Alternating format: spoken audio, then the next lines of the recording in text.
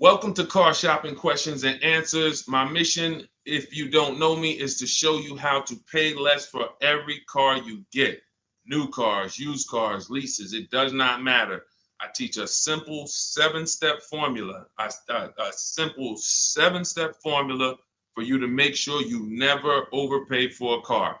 And the first step is going to be, we're going to make sure we decide whether we should be buying or leasing our next car. The question of buying or leasing your car is a question about how long you're going to keep it. The second thing we do is make sure any car we have right now, we have to get the most money we can for it. That is a big deal. You cannot focus on the car you're buying without focusing on maximizing the value of the car you have right now. If that car was worth 8, but somebody talked you into taking 6, you lost 2,000. So we call that an equity assessment. Then we do something called deal focused budgeting to make sure we know what a great deal should look like. Then we make sure the car we're looking for, we go test drive it. We make sure it's a great car, do some very simple 5-minute research on it on Google. Then we move into step 5, which is getting 5 offers on every car. And then we move into paperwork. Then we take delivery. 99% of that is done from home. And that's why everything we teach is called Cars from Home. In fact, everything we'll be talking about is out my new book. It's a digital book called Cars from Home. It's 5-star rated. You can Google it, and you can get your copy for 75% off in the comment section on YouTube, in my TikTok bio. You will not leave the broadcast. You'll still be able to hear us. And in my Instagram bio and Facebook, we have a link for you to get your copy. So our first question comes from hold on one second. We'll get into our first question. Keep typing your questions, y'all. So Dolan's gonna pull them all in. I just got a message that we're having a little trouble with Facebook here. So our first question though is gonna be from Vanity on TikTok. She says she wants to lease. She wants to do it in her business name though. Okay, great question. We'll get to that in 10 seconds. Hang on one second. Okay, we're on the right page. Boom. Let me see. Got my internet connection. Thursday live.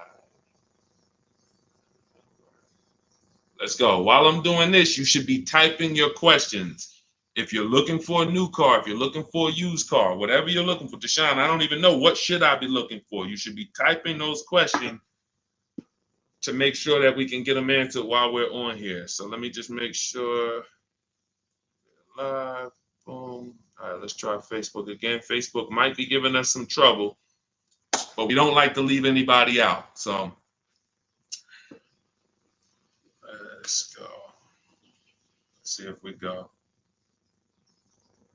All right, looks like Facebook is freezing. All right. I don't think we're going to be able to get around this right now. Broadcast failed. Okay, so we'll focus on YouTube. We'll focus on TikTok. And we'll focus on Instagram for now. We'll figure out Facebook later. Okay. So, and that's a good question. We'll talk about that 50,000 mile a year. That'll be the next question, Dolan. All right. So, Vanity, you want to lease. Let's talk about who leasing is for. Matter of fact, no, you already know you want to lease. So let's focus on what you talked about, want to put it in your business name. So I used to work for Mercedes. Some of you may know that. I used to work for Mercedes for 5 years. I worked for General Motors for 5 years. That's where I started my career. And then I went to Mercedes. I worked there for 5 years. Now, we had a lot of people getting cars in their business name, realtors, people who use the car for business.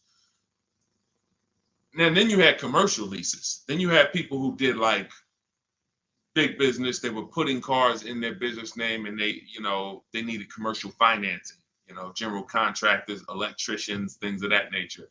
Most people, that's not going to be you. You're like the realtor. You are using your car and you're trying to see, well, can I put it in an LLC? Now, here's the problem that you need to make sure this is not you. We've never seen a day where anyone can come on and make a video, and if that video scratches the people's ear, if it's like, oh, that sounds like something I want to hear, then it could do well, and it could be totally wrong. So we have people telling people you can put cars in your business name, but the car is not going to be used for business. And here's the problem. When the IRS comes to audit you, they're not going to be around. So what you need to make sure of is if you are putting your car in your business name, you're actually using it for business. If you go and you get a couple hundred or a couple $1,000s a year in write-offs because the car is in your business name, and then you're audited and they ask you, well, what do you do with the car?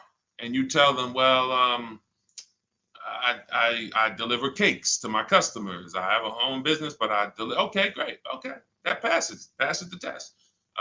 Talk to your accountant. Talk to your accountant about this because I'm not an accountant. But if you are a teacher and you're buying a car in your business name and you have this LLC that you haven't really kind of decided what your business plan is, but yet you're writing off mileage or writing off payments or maintenance on your car, you have nothing to prove when they come and audit you.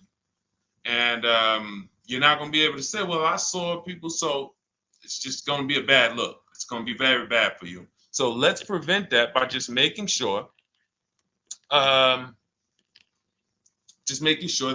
if you're going to buy a car in your business name, you'll be using it for business. That's very simple. And if that's the case, then everything's easy. I didn't even know people were going to put the car in their business name until the deal was done. Most times, like, the realtors, the thing, people would just be like, okay, I'm going to put it in my LLC. Perfect. So what would happen is instead of a normal credit application, you do a business credit application and you be the personal guarantor. Now, some people may tell you, again, there's tons of videos out there. Oh, you can put a car in your business name. You don't have to guarantee it. I don't teach that stuff. I've dealt with people who had fleets of vehicles that could not get a car in their business name without personally guaranteeing it. They had 10, 15 cars. Now, after you get, they might have not known because there's people you don't need that much, but it's not just easy to do. Maybe there's one bank that does, but again, I don't teach that. So if somebody said to you, you can put your car in a business name, no problem, no signing, no personal liability, then I always say go learn from that person how to do that. What bank does it? What car can I buy to do that? But the majority of people you're going to see are putting cars in their business name because they're using it for their job or they have a company, and that's it. Buy your car, learn to get your car to pay the best price for it, and then when they ask, whose name are you putting it in? You're putting it in your LLC's name. Super simple. It's not a hard thing to do. It's really based on your credit, but let me tell you something very important. I learned this the hard way. When I worked for Mercedes-Benz, I had a guy who came in, he bought an S550 from me. And he said, putting in his business name, all good. Now we get to the point where he calls me maybe a couple weeks after, and he says, hey, did the finance manager put the car on my business name? I said, yeah, absolutely. He said, it's still showing on my personal credit. I said, really? Because the whole point of putting the car in the business name is if you have two cars in the business name, the income from the business should be making sure that those $1,000 in car payments don't come off your debt to income. Don't come from your when you go and apply for new credit. If they see, wait, you got all these car payments, we're not giving you any more credit. That's the purpose, is they should not show because they're under the business. But there are certain banks, and in 2019, Mercedes-Benz Financial was one of them, who even if you put the car in your business name, they're showing it on your credit report. And again, that wasn't a happy day for me, but the finance manager didn't know either. So it wasn't even like, it was like, so I've been telling everybody since then, if your goal is to put your car in your business name so it doesn't show on your personal credit, make sure you talk to a finance manager that works in that brand and you make sure that it is not going to show, because sometimes it does. Great question. Go ahead, Dolan. I see we got a lot more questions coming in, so let's keep it moving. What's going on, Alex Rios? Good to see you, bro. Yeah, good to see you. Vicky, good to see you, Anthony Lewis. This is from TikTok. What's the best way to buy a Tesla? So you can't negotiate a price on a new Tesla. It's one price. You're going to order the vehicle. You don't have to worry about overpaying for the vehicle. Here's what you do need to concern yourself with. How are you going to acquire it? Are you paying cash? If you're paying cash, then there's no negotiation. You go, you drop your check, no problem. If you're leasing it, you need to make sure that you're not overpaying for the lease. We have something we could see. All right, let's get into the meat and potatoes of paying less than everyone and making sure we don't actually overpay for anything. We have something, the 1% lease rule has been around forever. That means if I'm looking at a $40,000 car, when I shop, if I get a payment under $400 with no money out of pocket, it's a steal. In my book, I call that the steal. We have 3 different types of lease outcomes. The steal is 1% or less. The deal is between 1% and 1.5. Time to chill is over 1.5. So, because I saw these people signing terrible lease deals. If you look at your payment, divide it into the MSRP, take your down payment out of it. You got to put your down payment back into, you got to do some math to say, all right, what would it have been if I didn't put that 3,000 down, that 5,000 down, and you just do like a sign and drive? If you divide that payment into the MSRP and it's over 1.5%, there's no value there for 12,000 miles per year. We adjusted. We got 15,000. Jen just got it. She just got her 18,000 mile a year lease because we do high mileage leases. That as long as we still have a great deal, there's nothing wrong with, oh, I shopped my best offer. It was 1.1 or it was 1.2 or it was 1, and then I adjusted the mileage, and now it's higher, but still it's a deal because you have to have a deal before you adjust your mileage. But if you do that and your payment's over 1.5%, there's no value in leasing that vehicle. You're paying too much money for a vehicle you're giving back. Say, what's up, Parth Patel? Good to see you. Same thing with 4-year leases. Add up all the payments. You'll see. I had to create these boundaries because people didn't know they're overpaying. People didn't know why. It's too much money for a vehicle you're not going to own. Leasing is a value play. It's okay, if I'm going to spend $400 a month, what's the most vehicle I can drive for $400 a month? Well, some people for $400 a month, they're driving a $30,000 vehicle. Some people for $400 a month, they're driving a $40,000 vehicle. Some people for $400, they're driving a $50,000 vehicle. There are people who, the better lease value you get, the more value you have. It's just, leasing is a value play. So when you add up all these payments, that's what you need. So that's what you need to concern yourself with if you're going to lease the Tesla. And if you're going to finance it, then you need to make sure that you are doing what we call the bank bidding war. I teach this in my book. If you want a copy of my book, you won't pay the $97 price. We have a book launch offer.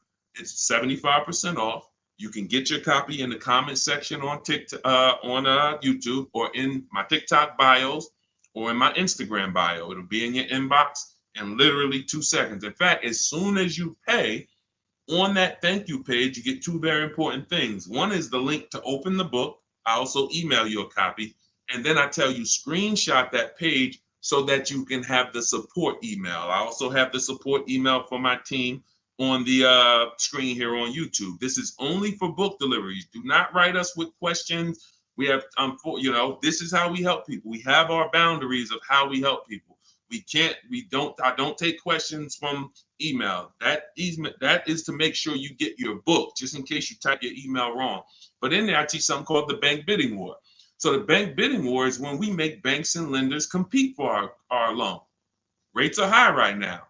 Even when rates are low, though, you should be making, you know how many banks and credit unions want to compete for your loan, but you're not giving them a chance? What's up, Jakara? You're not giving them a chance? There's tons of banks around us, online banks, credit unions, and you're just only going to Navy Federal, or you're just only going to the dealership. If you save 1 point on it, if you buy that Tesla and you save 1 point on your interest rate, that could be over $1,000. If you overpay, depending on your loan, if you're going like $50,000, 2 points could be $3,000, $4,000. So we take, in order for you to get a great deal, remember this, and then we'll pull up the next question. In order for you to get a great deal, I'm gonna make this very simple for you. You have to know that there are 3 transactions to every car deal. Not every, but if you have a car to replace, when you trade a car to a dealership, that's 1 transaction. That's why there are companies out here that want to buy cars. They don't even sell cars. They just want to buy them. They're wholesalers, and then we have companies that want to buy cars. They don't care if you buy a car from them. They just say, "Can we buy your old car?" That's one transaction. Then there are banks who want to lend to you. They don't sell cars. Hey, if we could just, can we just get in on your loan? Will you give us a chance to? That's another transaction. And then buying your car from someone, that's a third transaction. So in order for you, so when you say, all right, I need to make sure I guarantee I got the best deal, then you need to start doing what we do, which is understand there's 3 transactions and bid each one out. You can't negotiate your way to a great deal, but you can bid your way to a great deal. We get tons of bids when we're selling our cars. People who come, look at our car, looks great. They go to the accounting department, write a check. Here you go.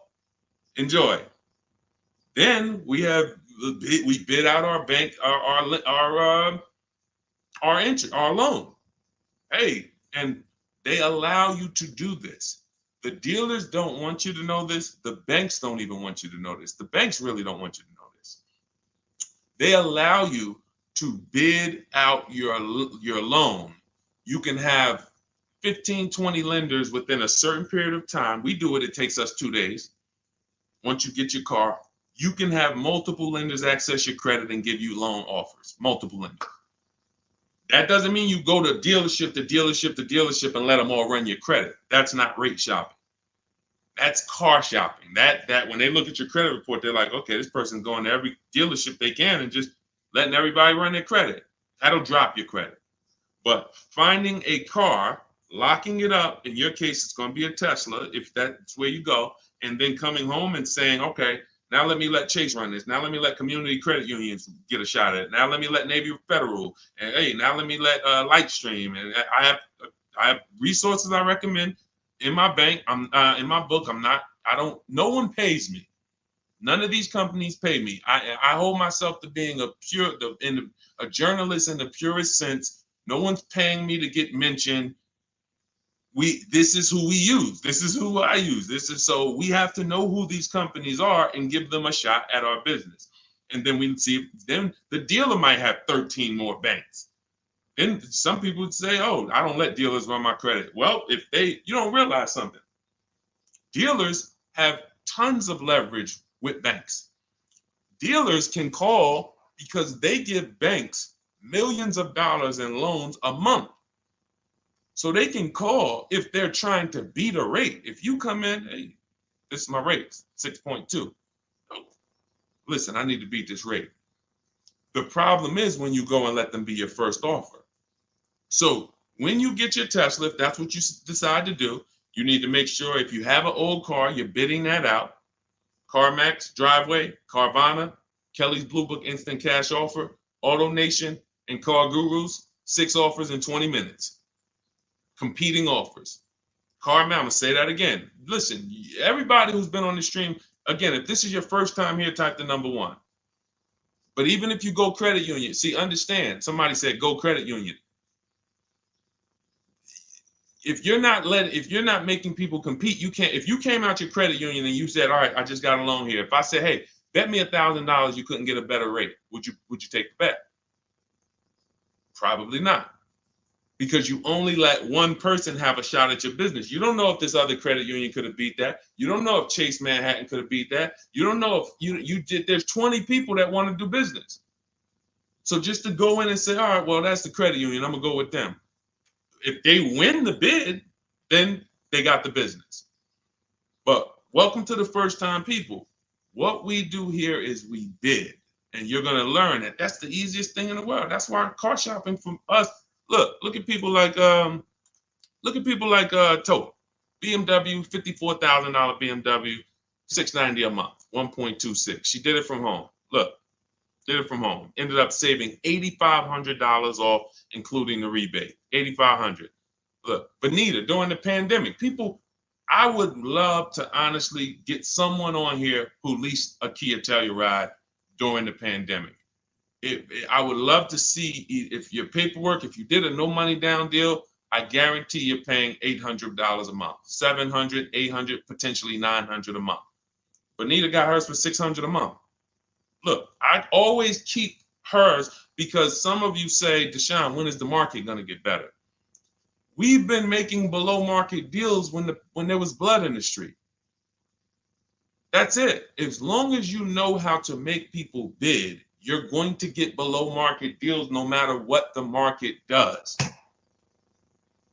That's what, type a light bulb or type dollar signs if that clicks. The market wants you at the mercy of it. The market wants you thinking, well, all right, I think I'm gonna go in, Labor Day. All right, I know the holidays are coming up. That's marketing. They want showrooms full of people coming in thinking there's better deals this day, but there's not better deals. There's more competition for you. You have less room to negotiate when it's full, because the car sales people, when you start asking for too much money off, they're going to just escort you out because there's going to be a line of people behind you. Listen, Mr. Jones, hey, I'd love to do business with you, but we got people walking out the showroom. It's it's a busy day. We don't have enough salespeople. This is the best offer.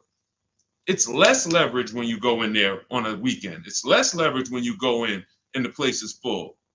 It's all perception. They're ringing bells. You're like, okay, everybody's buying a car. I don't want to leave here without a car. That all works against you. That's why it's not about the market. It's about you understanding that I can get great deals today when I learn to make people bid while I sit at home. And that's what I want you to get in my book, Cars from Home. It's a digital book. The reason it's a digital book is because I updated Vroom went out of business earlier this year. Had to update the book. Had I mailed you a copy of that would be irrelevant. But as soon as something happens, we go into the master file, update it. You got the new book. Vroom's gone, and you never even knew Vroom was there if you just got it. That's the whole point. Now you can get your copy. You can pull up the next question, Dolan. YouTube, I have a link for you. It's only good for 30 minutes, though. I'm not putting the welcome offer out there indefinitely because I'm incentivizing you to take action. The book is normally $97, worth every dime and more. That book is going to be one of the most valuable books to your bank account you ever bought. But as part of our welcome offer, you can get it for $97. You can get it for 75% off in my TikTok bio, in my Instagram bio.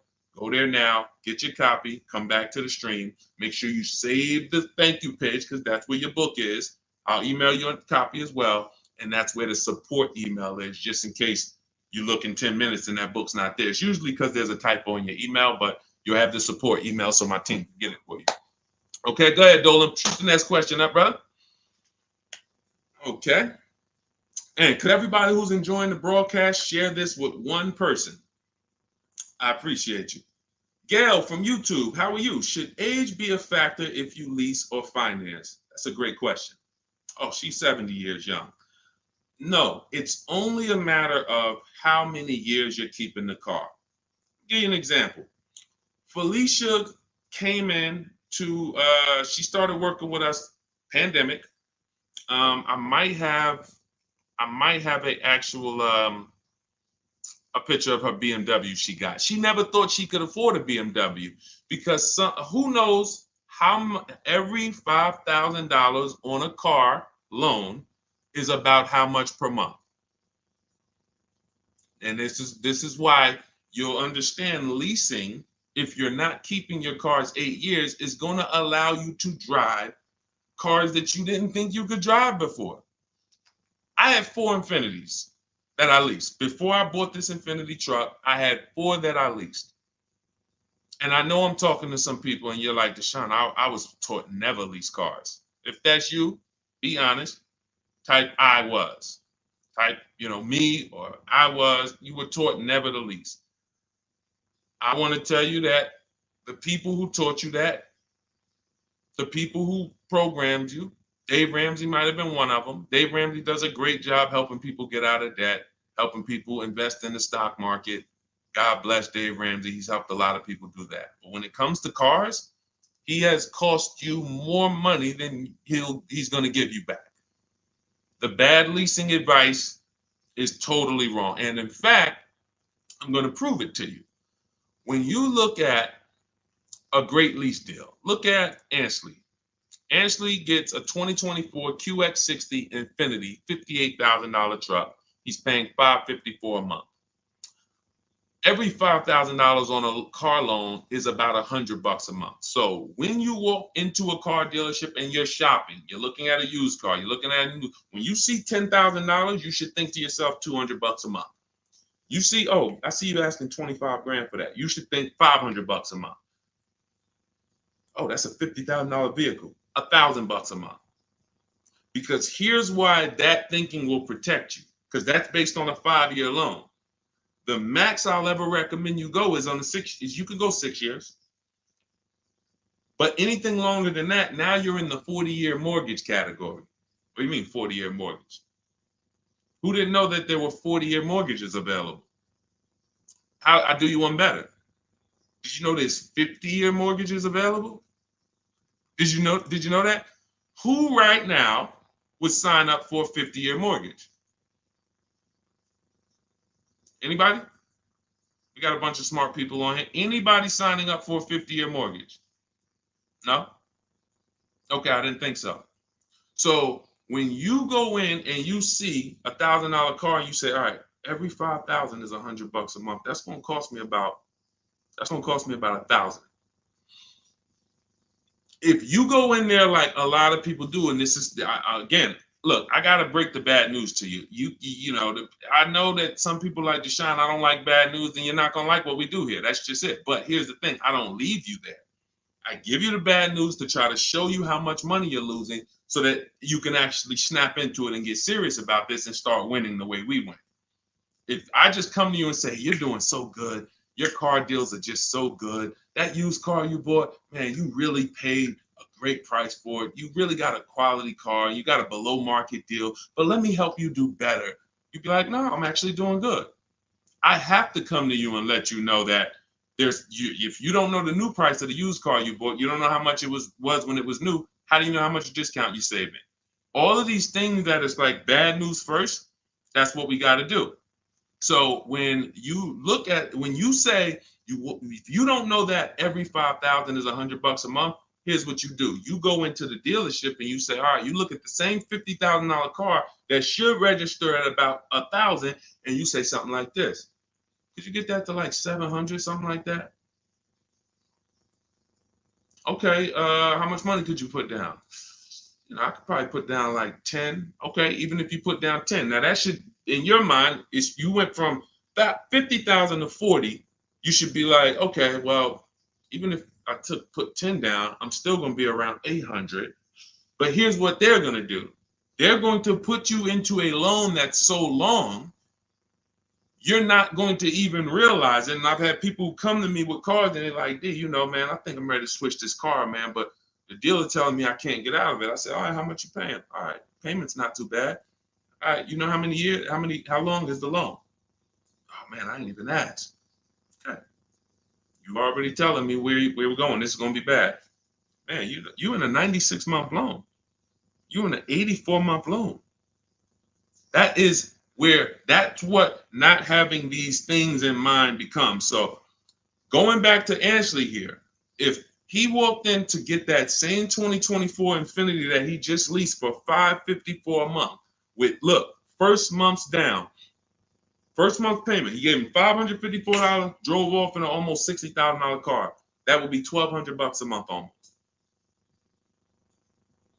$1,200 a month. I told you, 4 leases I had. If just Infinities. I had a G62 and then I had a Jeep Grand Cherokee as well. But 4 Infinity leases, these were $40,000 cars I was driving for under $400 a month. Cars that would normally cost, cars that people are out here paying $700, $800, $900 a month for. Because they believe the never lease a car lie. They believe, oh, leasing is renting.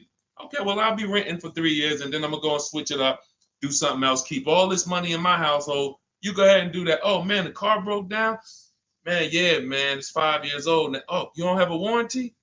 Nah, the warranty just expired. All right, man, listen. You go ahead and do that. That's why I say to people who you believe they owe you money. Just learning about deal structure, you'll be like, that's why I tell you, you can't get a great deal if you should have leased what you bought. So, Gail, to answer your question, no, has nothing to do with age, has everything to do with you asking the first question in my book, the most important question, which is, how many years am I going to keep this next car? That's the question you ask yourself. If y'all are enjoying what you're seeing on TikTok, could y'all keep tapping the screen, run those likes up? Can we get those likes over 1,000, 2,000? Let's just run the likes up if you're enjoying what you're hearing. That's the issue. You always ask yourself, this is the question you ask yourself, all of you who are car shopping right now, how many years am I keeping the next vehicle? And if it's 8 or more, then you're going to shop for a below market purchase, new or used, depending on your budget. If it's less than 8, if you're like, I'm honest, man, I don't think I'm going to keep this thing 8 years. You should be shopping for a below market lease, and it's not even close. It's not even close. All right? Doesn't have anything to do with your age, Gail. Go ahead, Dolan, shoot the next one up. All right. Great questions today. Keep typing your questions, y'all. We'll get to as many as we can before the stream ends. All right. This one's from YouTube. I drive up to 50,000 miles a year for gig work. I would like to lease. Here's the problem. High mileage leases are a thing. So we get a chance to dispel a myth right now, which is, oh, that leasing, they limit you on mileage. You choose your mileage. Most vehicles will write you a lease contract up to 30,000 miles per year. And I learned this when I was a manager at Hyundai for 6 weeks. It was a rough dealership. It was on the highway. People were fighting in the back, drugs in the back. It was rough. So 6 weeks I was there, and then I was like, all right, this ain't for me. But in that time, I learned something that I had never learned before, being with GM and with Mercedes. Person comes in, they drop off their lease, and they're like, I go in, we got to get the mileage off the car. And I see it's like 72,000 miles on the car. And I said, wait a minute, hold on. You lease this? He said, yeah, I always lease, because every time I used to buy my cars, I come back 3 years, 4 years, I always had tons of negative equity. I had to write a big check or roll that over, which I know because this is what I was doing with my clients. Every single car, hey, you got like $8,000 negative equity. You got to roll that over. But once I saw how he was doing it, I said, wait, hold on. I looked at his contract. He was only paying like $175 more a month than the normal lease rate. Literally $175 more per month. He gets 25,000 miles a year. And I'm like, this is great. Because $175 per month more times 3 years is much less than if he brought that car back and had to write a $12,000 had $12,000 in negative equity, which a lot of you high mileage drivers continue to have. You have the worst negative equity more than anyone. Normal drivers who buy, but they should be leasing, they're going to have $5,000-10,000 in negative equity. High mileage drivers, you guys could have 10 to 15, 18,000 because you're depreciating the value of your cars. Your car's value is like this, but your loan is just moving very slow. So that's when I started telling people about high mileage leases. Now, I haven't, in your particular case, what I would probably recommend, I have 2 high mileage strategies in my book for short-term people. One is a high mileage lease. One is something I call two cars, one payment. 2 cars, one payment is I'm going to buy my first car, or you may own a car now, and you're going to pay that car off. So let's say I'm you and I'm putting 50,000 miles on the car. You should be, quite honestly, paying these cars off sooner than later. You shouldn't be taking 5- and 6-year loans like everyone else, because I would assume with you putting 50,000 miles a year on a vehicle, that vehicle is making you money. So what you're doing when you take a long loan is you're just pushing your losses to the back. Instead of taking a shorter loan, like a 3-year loan, max 4, and then saying, okay, I'm going to drive 50,000 miles per year, 200,000 miles, I'm coming in, I'm going to turn this vehicle, and I'm going to have it paid off, though. What you're doing is say, all right, I want a lower payment. Instead of a 4-year payment for, $650, $700, I'm going to take a 6-year payment for $400. So what you're doing, you think you're winning, but you're actually losing, because it's like that extra $250, $300 a month you're making is actually not profit. You're just you're pushing your losses to the back, because when you come back in 4 years and that vehicle has 200,000 miles on it, it's going to be worthless, but your loan is going to be like 17 grand still. You're going to owe so much more money, and you're like, wow, what do I do with this now? You have to roll it over. So the solution would be to take a shorter loan, take a shorter loan, and then turn the cars when you're ready to. They're paid off though. So it's a couple years old, it might be worth 5 grand, 7 grand. So now instead of you actually having negative equity, taking losses in the back end, pushing that loss to your next vehicle because you're rolling it over, you actually have an asset now, 5 grand, 6 grand, 8, that you can use towards your next car. But it's all about knowing I'm going to take less profit per month.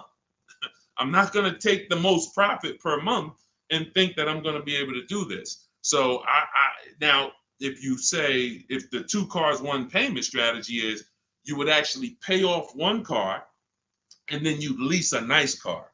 So you maybe lease, once my first car is paid off, it has 2, and that first car needs to be something that is known for going 300,000 miles. Literally, very, very important. That first car, you need to, it's Honda, Toyota, something that you can look at the records and say, yeah, these cars go 300,000. Because once you actually get that 300,000 on that car, you still may want to keep it, because it's highway mileage. It's highway mileage.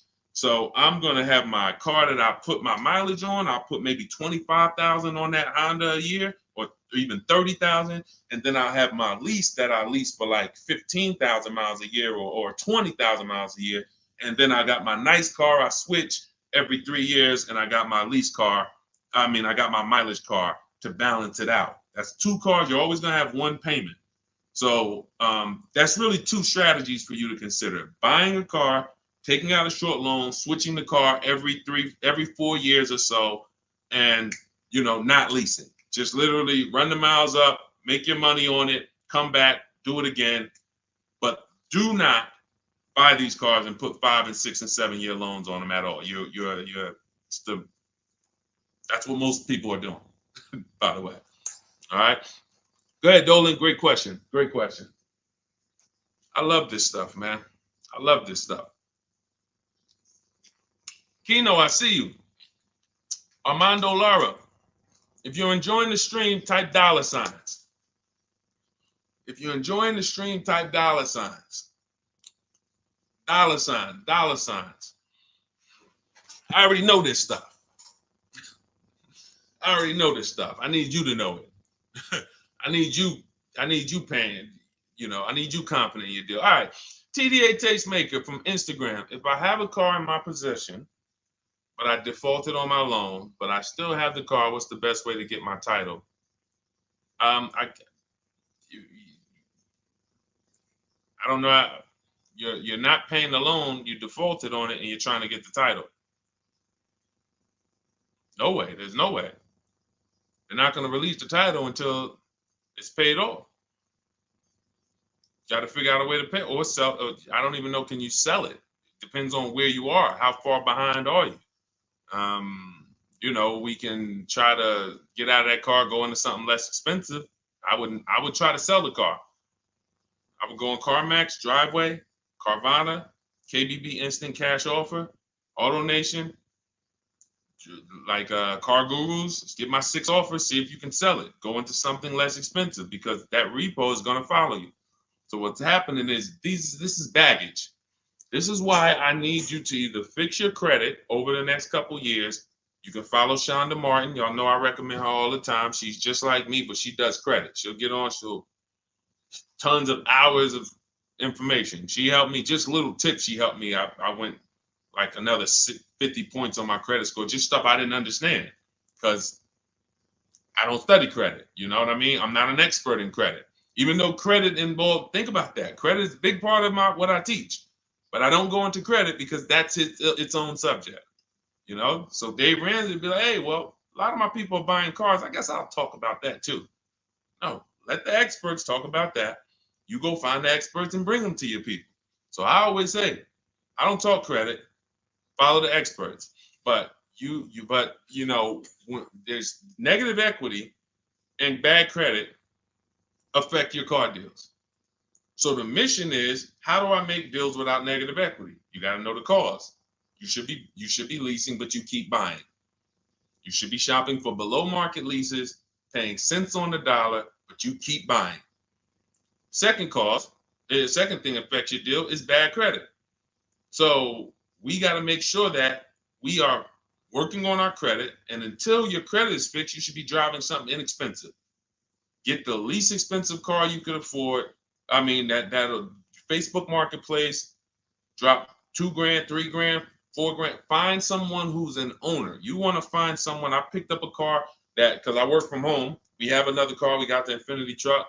I picked up a car from a grandfather. He was 98 years old, and he owned it for 10 years, and it had 70,000 miles on it. It was an '08. I said, listen, how much? He said, $3,700.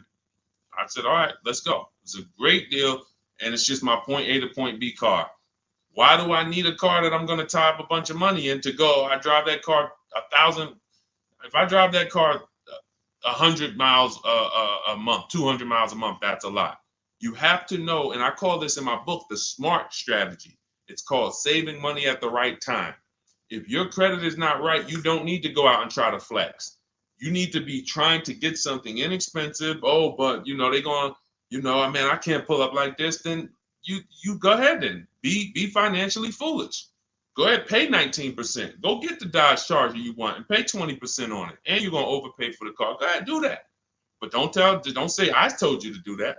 So what I'm doing is I'm getting an inexpensive car that I'll find on Facebook Marketplace that an owner has had in their driveway. They know everything about it. Pick it up for a couple grand. Don't buy from these dealers who pose as owners who just got the cars from auction. You ask them, hey, how long you had it? Hey, what happened? They don't know anything about it because they just got it. And I'm getting an inexpensive car until my credit is established. And what I would be doing is literally driving that car for 18 months or 2 years, getting my credit right, and then I'm going to lease something brand new. And be like, Dad, so you just went from that car to pulling up with something brand new? How you do that? I had a plan. That's how we do. So all of this, everything I'm teaching is out my new book. It's called Cars from Home, 7 Steps to Saving Time, Money, and Avoiding Dealerships. It's normally $97. You can Google it. It's 5-star rated. I think we have, how many ratings do we have now? I think we have, thank you to everyone who's reviewed the book, who's rated it. I appreciate it. 58 ratings. Appreciate it. You can read what people say about it. You can see how they've used it. You can see everything. So you won't pay the normal $97 price. If you go to my TikTok bio, as long as you get there before that timer hits 0. If you went to that page and that timer started clicking, once it's 0, it goes back to $97. You won't get the 75% off. So go back, get your book, and then you can come back to the stream. But make sure when you get your book, you save the thank you page so you can have the support email just in case your book doesn't hit, you usually type your email wrong, you type in too fast. We'll make sure you get it. And then on YouTube and Instagram, you go to my bio, get your copy. YouTube and Facebook, we have a comment for you in the link. We have a link for you in the comments. Next question, Dolan. Go ahead, man. This one from Instagram. I'm doing a regular lease. I need help. Can you explain the 1.2? Okay. Can you explain the 0.125 APR again? Should that be close to my monthly payment? Can you help? I'm trying my best, but they're trying my patience. So, first thing you're going to understand is the 1% rule. All right. When we go out to lease a car, in our deal focused budgeting step, this is something in our step 3 in my book. It's 7 steps. It's called deal focused budgeting. That means we are budgeting for what a deal should be, not for what we could spend. So if we're looking at a car that's $40,000 and we're like, okay, I'm going to shop for that car. When we're basing everything on the 1% rule, which is 1%, a 1% payment is 0.01, 0.01, $400. So you take the MSRP, $40,000 times 0.01, $400. That's the 1% lease deal. Anything lower than that, now you don't get these deals by negotiating. We get multiple offers. Some people are like, Deshone, I can't get no deals like that. Well, we got tons of them. If y'all want me to show them to y'all, we got tons of them. But anyway, that's a steal. That's not a deal. I call that a steal. Anything less than this, you stole a vehicle. Now, the 1.5% rule, which is 40,000 times 0.015, that's the max. That's the max. We're not going higher than that because once you add that up for 3 years, 36 months, 21,600, that's right around the cap of where we're gonna, because you got 40,000 plus taxes and everything like that. So call it around 43, 45. You want to pay no more than like 21.6 over 3 years. That's the cap. And if that's the best offer, it could be the lease program. They don't have much support. They got a high money factor. They got not much rebates, high demand, whatever it may be. But once we get 5 offers, if it's over 1.5%, we don't get those cars. So now what this person's asking about is that middle point, which is 0.0125. So we take the 40,000, we say 0.0125, that's going to be 500. So anywhere under 1.5 is a deal. Anywhere under 1.5 is a deal. The lower it is, the better it is, the more value it is. But the lower it is, how does it get lower? You're not negotiating it lower. You're getting once you see all your offers, if your offers, and again, I don't know your name because it's not on here, but if your offers aren't $175 to $200 a month difference, then you didn't shop right. When you're looking at those 5 offers, thank you. I see everybody sending gifts on TikTok. I appreciate it. I forgot. And can y'all double tap the screen? Just get those. Can we get to 1,000 likes on here? Can we get to 1,000 likes on here? Can we double tap? Can we just keep tapping the screen? If y'all enjoying y'all spending time with us, can y'all help us get to 1,000 likes? Appreciate y'all. So this is where this is a midpoint. But here's what you don't do. You do not go into the, y'all done flew. Y'all about to fly past 1,000. Look, on 10 seconds. Shout out to TikTok. Appreciate y'all. All right, so you don't go in a dealership and say, oh, well, get me to this. I want to be at 1.25. I want to be at 1.5. No, you don't do that. Because here's the thing. Ansley, he got a 1% lease deal on this Infiniti. Look, Jen on her Subaru. She just on her Honda CRV hybrid. She got a 1.3 lease deal, $512 a month, $40,000 vehicle. You don't go in and say that. You shop the offers from home, and if y'all want to do it manually, you can talk to sales managers. You can try to get this done manually. We do this totally by email without talking, because I know you probably don't like talking to car dealers. Am I right? Would I be right by assuming that? So she didn't know that her lease was going to end up at 1.3 when she shopped. Ansley didn't know it was going to be 1%. Look, Kimberly got a Maserati. Let's go to some luxury vehicles, because sometimes people think, oh, well, remember, I worked for Mercedes before I came and started teaching. So the formulas are the same, whether it's a Bentley, whether it's a Rolls Royce, the formulas and the principles don't change of multiple offers. Look, Kimberly gets a Maserati. She's paying, it was a $91,000 vehicle, 92 almost. She's paying $944 a month for it. It's a Maserati Grecal Modena, $92,000 vehicle. She's paying $944 a month for it. She didn't know that she was going to save $20,000 off. This is the other post. Look, she didn't know they were going to knock $20,000 off the selling price. You don't know that. You come in, you trust the process, you get the multiple offers, and then you look at the best offer.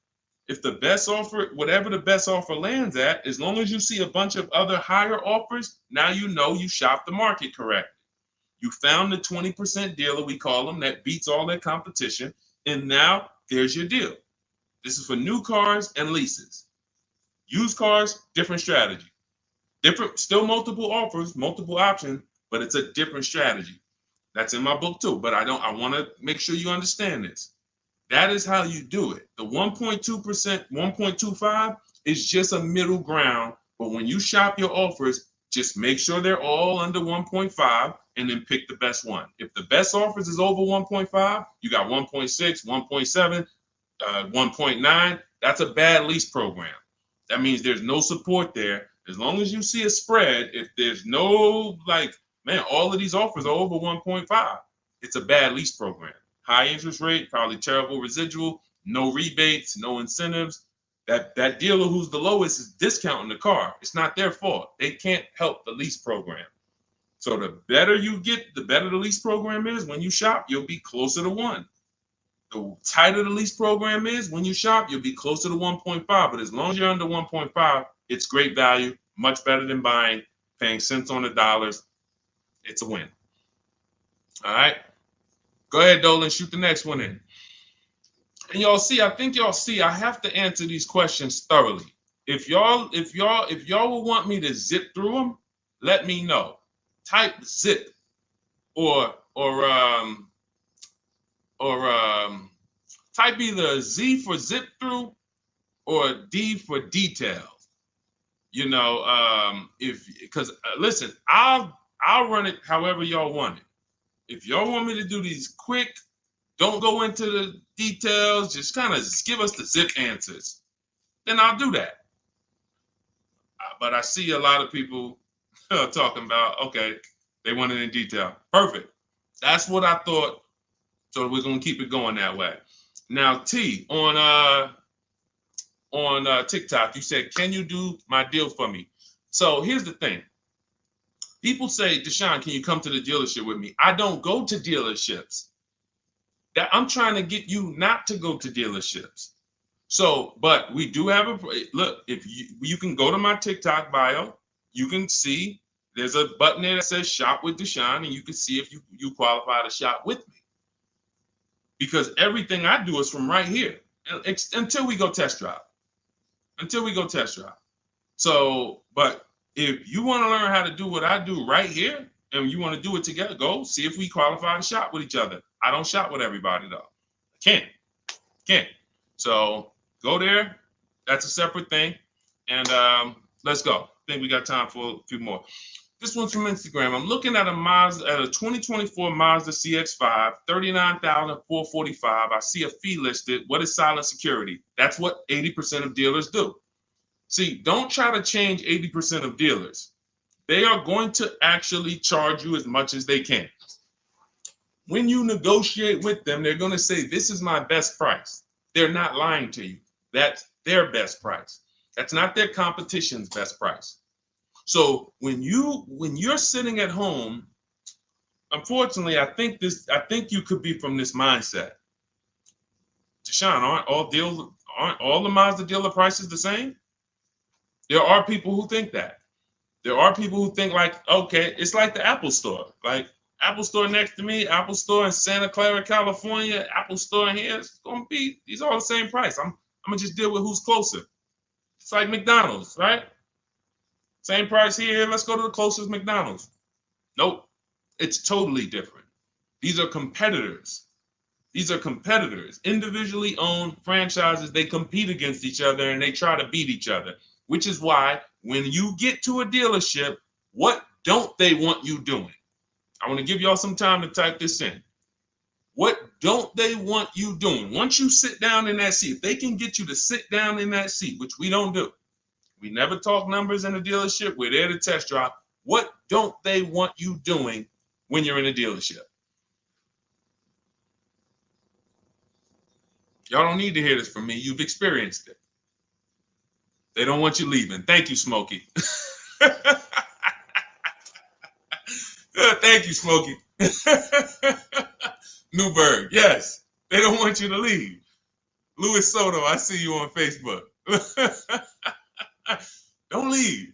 Look, you had, so now, see, as we pull back the curtain, there's new brain cells that are being developed now, things that you weren't aware of. Now you'll see why. That's why. Because the last thing they want you to do is shop their competition. Their last thing is, hey, what can we do? Just tell me what we can do. That's why they're just gonna sit there. Hey, come on, tell me what's gonna make you happy. Well, what's gonna make me happy is you give me time, let me go home and actually, shop around a little bit. But is there a number? Is there a number that I could offer you where you wouldn't even shop? These are all trained questions to keep you there. I call them the showroom shackles. It's like as soon as you sit down, like a little, boom, little handcuff comes out. You can't go too far. So this is what you want to avoid like the plague. We do not talk numbers in dealerships. We don't talk to salespeople unless we're there for a test drive. These are things that everybody who I'm sharing with you, from Greg to Danielle with her Audi lease, Eddie on his pre-owned, on his Toyota, got a brand new Toyota last year, still during the pandemic. It was still, look, he said, I shopped around. I was able to get everything I wanted, plus more, $2,086 under MSRP in a 1 week window. 1 week. So this doesn't take a lot of time. Some of you like, Deshone, well, I only got a couple days. Could I make a deal in a couple days? Look, not even Eddie. I'll give you one better. Look at Ansley. Ansley's got his, Ansley, look, on his 2024 Infiniti, he said, look, I started the process Saturday. I accepted a deal Monday. I need you getting these deals in 90 minutes. 90 minutes.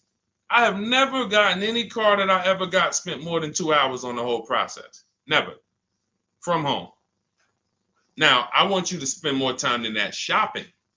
Shopping is deciding what you want. Going test driving, going seeing cars, seeing options, looking at cars, deciding that. No rush on. We don't let anyone rush us on that. But when it comes time to get the below market deal, 90 minutes. We got the internet. Why should it take me more? We do everything we do. So look, 2 days, Ansley did it. This is what you have to do. Like, get out of that old process of being trapped in dealership and realize, Messing King, the dealership you're looking at is just one of many. The whole area around us is one big marketplace. If there's 25 Mazda dealerships around us, you're going to know. I'm talking to all of these people. They're fighting for my business in my email. They blowing my email up. They all want to sell me a car, and may the best dealer win. It's empowering.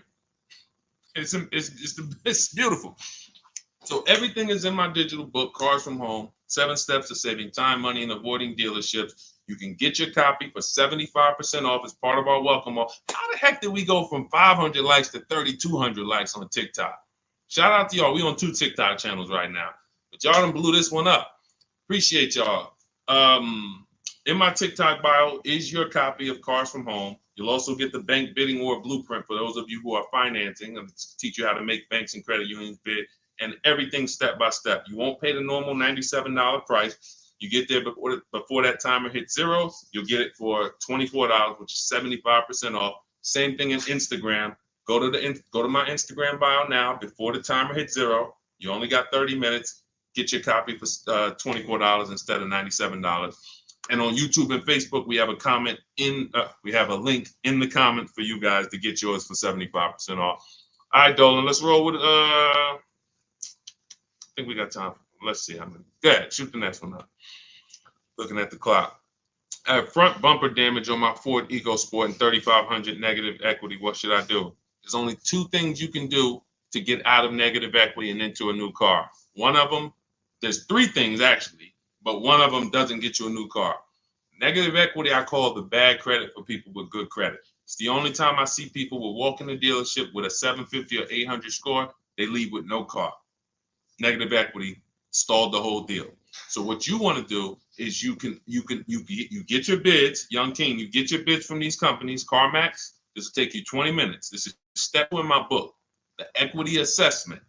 We need to know what the real equity is, what the real negative equity is, and we don't do that based on an algorithm typing in 2,000 this, and then in 5 seconds This says, oh, your vehicle's worth this. Now go fight for it. No, we get offers. So you're going to go to CarMax, Driveway, Carvana, Kelly Blue Book, Instant Cash Offer, Car Gurus, and Auto Nation. You get those 6 offers. Now, the best thing for you to do is to close the gap and pay the difference. So whatever your highest offer is, if you have the money, I will pay the difference, because none of those higher offers are going to be as good as no dealer is going to be able to get close to your highest offer over there. Now, a thing for you is if all your offers are under 10 grand, you can list that car on Facebook Marketplace. I would sell it privately if the offers are around 10. Once you get to like a $12,000 car on Facebook Marketplace, you're really limiting your options because people need loans. So not too many people can come in and stroke a check for 10, 12 grand. So your buying pool is going to be limited. But I would go that route, because if they come in and they pay you $2,000 more privately, now you might only have to come up with $1,000 or $1,500 to close the gap. I would prefer you to do that, because then you get to do a clean deal. You get to go shop for a car, or when you're shopping for your car, once you get it, you're selling your old car to this buyer, and your deal is clean. You don't have to roll any baggage over. Now, if you can't pay the difference, you now have to bring baggage over. And unfortunately, you have to do what we have a curse word here. We don't say it much. I don't like to use it. It's a curse word. It starts with a T. Does anybody know the word that we use? Something we don't do. We don't do. But you're going to have to do it if you can't pay the difference between the negative. Thank you, Ivan. Trade. Thank you. I love my people. Man, listen, man. I love the people who locked in. You could tell the people who just like, man, Deshone, listen, I hear you, bro. My money's important to me. I can't be out here on a stream with you and not be getting what you're saying. Like, my money means something to me. Correct. Trade. We don't trade, because again, you're not going to get the most you can get for your item trading it. You get the most doing what I told you to do over the last 90 seconds, which is putting it on the market, multiple offers, competing, blah, blah, blah, blah, blah. So if you have to trade, then what would happen is you would have to shop for your vehicle, get your best offer, and then once you get your best offer, you would have the used car manager look at your car and say, okay, we're going to roll that over.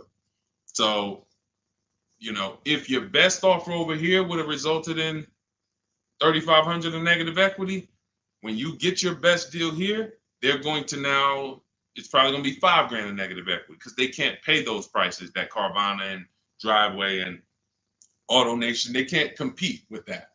So now here's what you also could do, which I hope you don't do.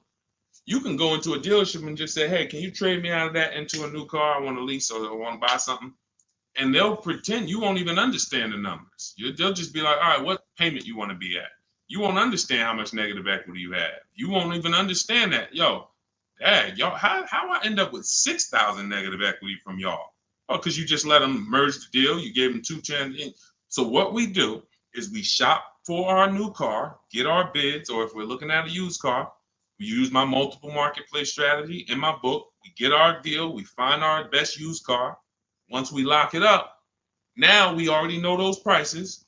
We know what our all-in price looks like, because whenever we get a price, we get it all in, taxes, everything in. And now it's like, all right, can you tell me how much you would pay me for my car? So now it's like, oh, okay. Now you can see, oh, it's 3,200 in negative equity. You need to see the numbers. You don't need to. I want you to see them so that no one can be pulling the wool over your eyes when it should have been 3,200 in negative equity, but they're going to turn it into 6 because you just came in and said, all right, y'all get me into a car. Just make the payment nice. So we always separate our transactions and bid them out, even if we have negative equity. That's not going to change. But in your particular case, if you have too much negative equity, you can't pay the difference. You lose the ability to bid out your car, which is a major part of what we do. We bid out our car so we can maximize that. If you can't pay the difference, you now have to trade, and one step of the bidding process you can't do, which is why I say stay out of negative equity. You should be going into a lease. It's no way. Only people who should be going from negative equity to another finance is if you had an emergency. which means like, okay, Deshone, I had a small car and my wife just had twins. Like, I had a two-seater, I had a coupe. She's having twins. Now we need a bigger car. I was going to keep it 8 years.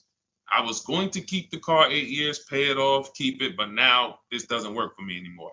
The next car you buy needs to be kept 8 years, because if you go from negative equity, go finance another car, not lease it, and then take out another 6-year loan, and then 3-4 years in, you're like, okay, I'm gonna switch again. Now more negative equity. Instead of 35, you're gonna be at like 7 or more.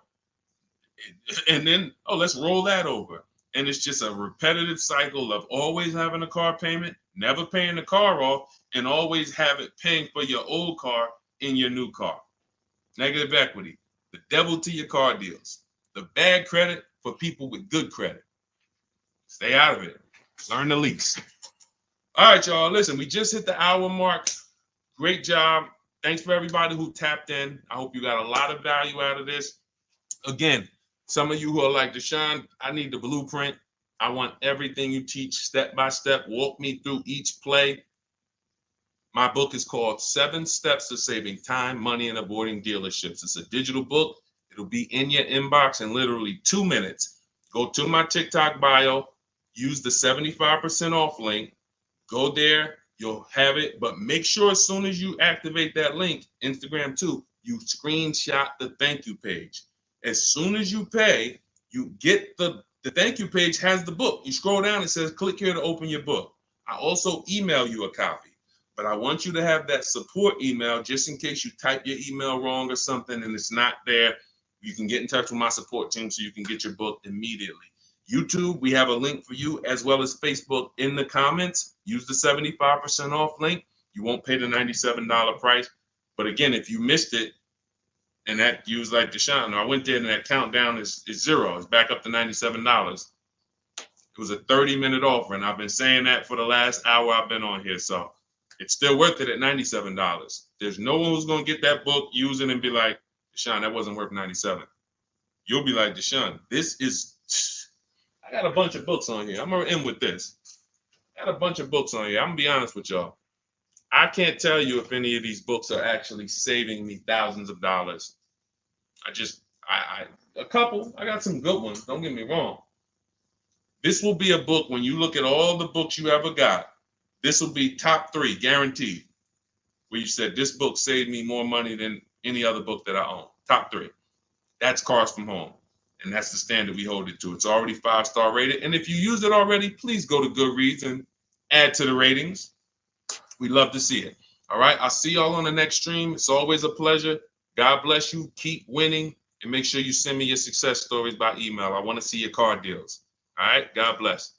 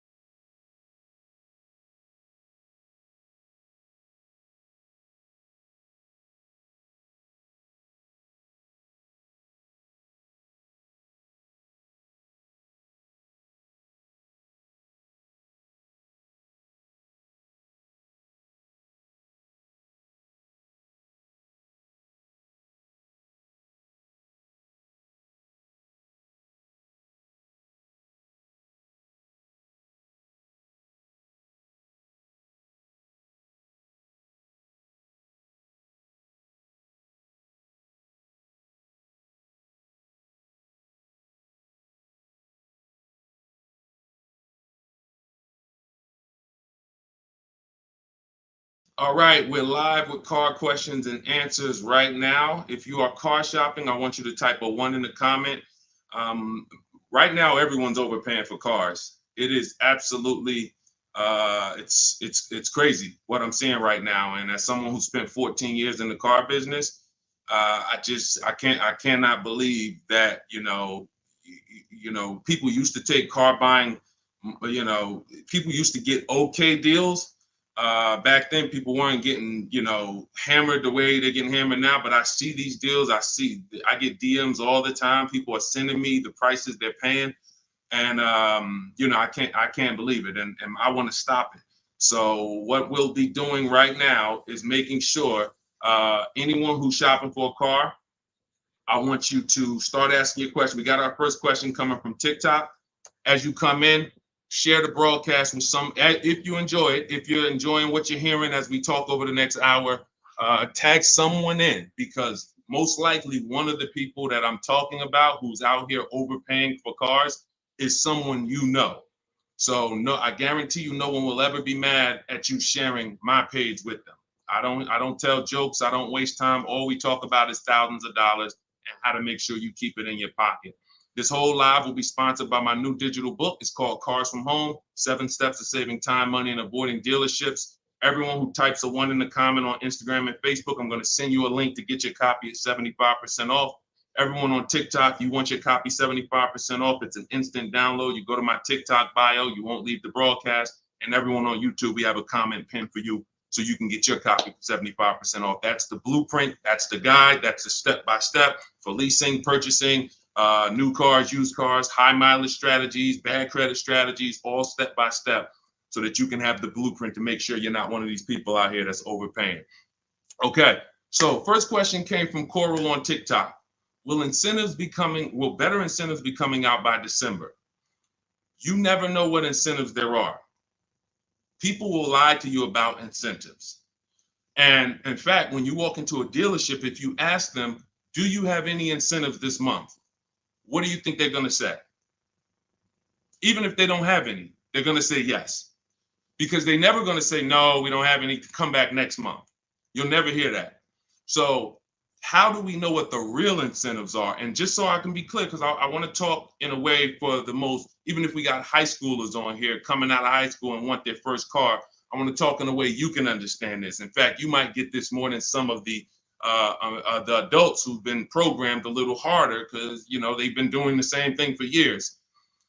Incentives or rebates and low interest rates and anything the manufacturer puts on a car to help it sell more. So it could be a military rebate. It could be a conquest rebate. Conquest rebate is a rebate for a competitor's car you own. So if you're buying a Lincoln and you have a Jaguar, they might have a conquest rebate, a loyalty rebate, dealer cash, which is not a rebate. It's just literally cash that the dealers get to make deals with. It might be $1,000, $3,000 dealer cash. Federal rebates, we're seeing a lot of that with electric vehicles. There's no obligation for them to tell you about any of this stuff. If you go in there and you get a car and you didn't know any of this stuff existed, it's buyer beware. You lost. You don't get to sue anybody and say, wait, guys, I found out you guys had $7,000 in rebates you didn't tell me about. That's why it's our job to make sure we are getting the actual rebates. And how do we get it? We must shop multiple offers. Any car, and right now I'm talking to people. This is a new car and used. Some of the questions that we're going to get are going to be for new cars, leases. Some of them are going to be for used cars. This is a new car question. This is a lease question. Anytime you hear somebody really focusing on incentives, the only incentives you really get for used cars is if you're buying a certified used car, you might see a low interest rate. That's really one of the only incentives. A certified Honda might have a 1.9 interest rate. You're not going to see that. You're not going to see any rebates off a used car. But when it comes to new cars, oh my God, like I said, you could be $5,000, $10,000, $15,000 in rebates. In fact, Sean right here, check this out. Sean, who picked up his F-150 Lightning, I'm showing it on YouTube. So I know you guys on the other platforms can't see it, but on YouTube, Sean got an F-150 Lightning and the rebates totaled $15,500. When I worked for Mercedes, I sold a Maybach. It's actually called Maybach, but you know, most of you guys probably know it as Maybach. It had a $20,000 rebate on it. So if you come in there, somebody asked yesterday, we were live streaming, right? And the guy's like, how do I get them the invoice price? Invoice price, that's 2004 internet stuff. Without knowing that you're getting the biggest discount and all the rebates, you got nothing. And that's what you need to know. How do you do it? You got to realize 4 out of 5 dealers are going to lie to you. They're not going to tell you about all the rebates. They're not going to tell you about some of the rebates. They might say, hey, we don't have any rebate. And then later they'll bring them. The only way for you to get them is for you to get multiple offers so that you can see that. I always suggest 5 offers. I have a strategy in my book called the 25 to 5, where we connect with 25 dealers online. That gets us 5 offers. If you want to do it manually, you can pick up the phone, you can call, only ask for sales managers. Do not deal with salesmen if you are going to do this, because then you're going to be, I'm telling you, I spent 14 years in this business. Only if you're going to do it my way, you'll do it only by internet, no talking. If you're not getting the book, if you don't have my book, then you say, all right, I'm going to do it the manual way. Call, only speak to sales managers, or your life is going to be hell trying to get these offers. And you need to get at least 5, because as I said, once you get one offer and you be like, oh, wait, this person took off $1,000. That's their best offer. Then you get another offer. Wait, this person took off $3,000. That's their best offer. Oh, this person said it's $3,000 rebates and they took off another $3,000. They saved me $6,000. Oh, that's their best offer. Then you're going to start to see how people are out here overpaying, because they're not shopping multiple offers. They're getting one quote, going into their local dealer and saying, okay, do the best you can. And then they're signing just the deal, feeling, oh, I negotiated for 6 hours. This got to be a good deal. No, it's not. So you must, don't worry about what a day, Coral. Don't worry about, oh, the incentives will be good in December. Shop now, see what the incentives are now, and then shop them again next month and see if they change. And then in the holiday time, shop them again. But you're doing this by phone, or in my case, we do it by email. You're never going to be able to do this going into dealers. And I think for those of you if this is your first time on a broadcast with me, type first. First time you've ever been on a live stream with me, type first, because you may not be familiar with anything we teach here. Anything we teach here. And so this is going to be an unlearning process for you. I see you, Arlie. Good to see you. Okay, I see you, user 609. You don't have a name, so I see you, Nadine. Welcome. I see you, 357 Scene. I see you, I Spent Cinematic on Instagram. I see you, Just Too Blessed on Instagram. All right, well, type up everybody who's been with us for a while. I want you to type welcome to all the first-time people. I see you, Maurice Jenkins on YouTube. I see you, Libo on YouTube. Everybody who's been here before, you kind of know a little bit about the foundation, or you've been mastered this. Maybe you got cars using what we teach. Type a welcome to the first-time people, so we can let them know, welcome to the new way.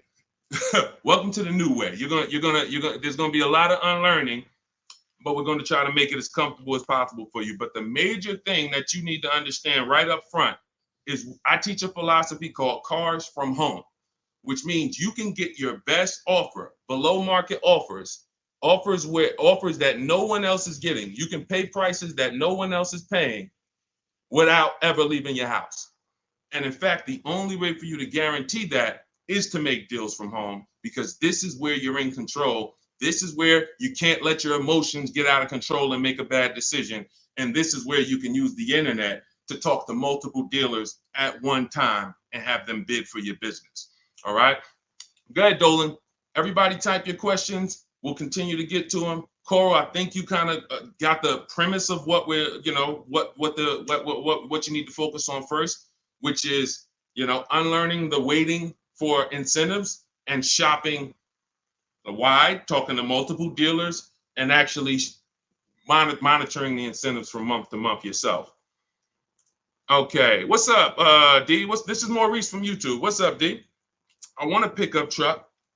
I like the Chevy Silverado. Okay, I know you said not to lease a vehicle you like. Okay. When did I say that? I know you said not to lease a vehicle you like. So I'm getting confused on financing and leasing. Okay. Okay, let me be clear. I never said don't lease a vehicle you like. I know you hear a lot of stuff from me, and that could be you might have gotten confused somewhere. It's all good. Here's how who's ready to finally put the leasing versus buying to bed forever. If you're ready to put The leasing versus buying. All right, Deshone, I hear, should I lease or should I buy? If you just type ready. If you're like, you know what? I hear videos from you, Deshone. I hear people from, I never used to hear videos about leasing 3 years ago. Now all of a sudden everyone's talking about, hey, you should be considering leasing, ready to consider leasing. I love numbers. And I love making the numbers easy for you. If I can't make the numbers easy for you, then I can't do what I'm called to do. The easy way to know from now on, should I buy or lease a vehicle, is to ask yourself, how many years am I keeping the next vehicle? When you're considering a lease, you're considering how you're going to beat depreciation. I see y'all tapping the screen. Every time you hear something on TikTok you like, just double tap the screen and y'all keep running those likes up. I appreciate it. TikTok brings more people over here. And, you know, I appreciate you guys. You guys help this message spread. You need to ask yourself, this is the first question. In my book, some of you have it, my digital book, Cars from Home. The first question before anything, before what car I want, is how many years am I keeping the next car? Because when you are getting a depreciating asset, you have to look at it like this. Every time you buy a car, I want y'all to think about this. What is this, Deshone? This is depreciation. If you buy a car today for $40,000, how much is that car worth in how much is that car worth in 5 years? Throw some numbers out there. You buy a car today for $40,000 in 5 years, average miles, how much is that car worth?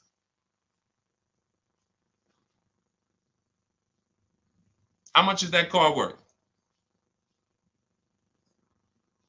Throw some numbers. 22. That's a good estimate. That's a good estimate. 357 said 4,000. You're not losing that much unless you just bought trash. Now, there is something coming to electric car owners soon, and we'll talk about that. Remind me to talk about the huge warning I have for electric car owners before we end it. 20,000. Now, check this out. If you buy a car for 40 and it's worth 20, okay, that's good. That's half in 5 years. I think it's going to lose more than half in 5 years, quite honestly. But when you're getting your car, you're trying to ask yourself, how am I going to beat depreciation? How am I going to prevent having something that I tie up money in for 5 years and that money is just losing value every time? Now, the way you beat depreciation is to keep the car a long time. Who has a car outside right now that they've had it more than 8 years? Type me. You know, if you have that car more than 10 years or 8 years, 10 years, you're not worried about what it's worth. It's going to be worth the same next year, about the same next year as it is today. That means you beat the depreciation. That means your depreciation is no longer like this. It looks like this. Today, your car is worth $8,000. Next year, your car will be worth $7,500. You're not losing that much value. Now, if that's not you, Deshone, I don't keep a car that long. 8 years, are you kidding me? No way I'm keeping a car that long. You should be shopping for a lease. Because when you get a below market lease, let me show you what a below market lease looks like and why there's no comparison to a below market lease versus a person who's buying.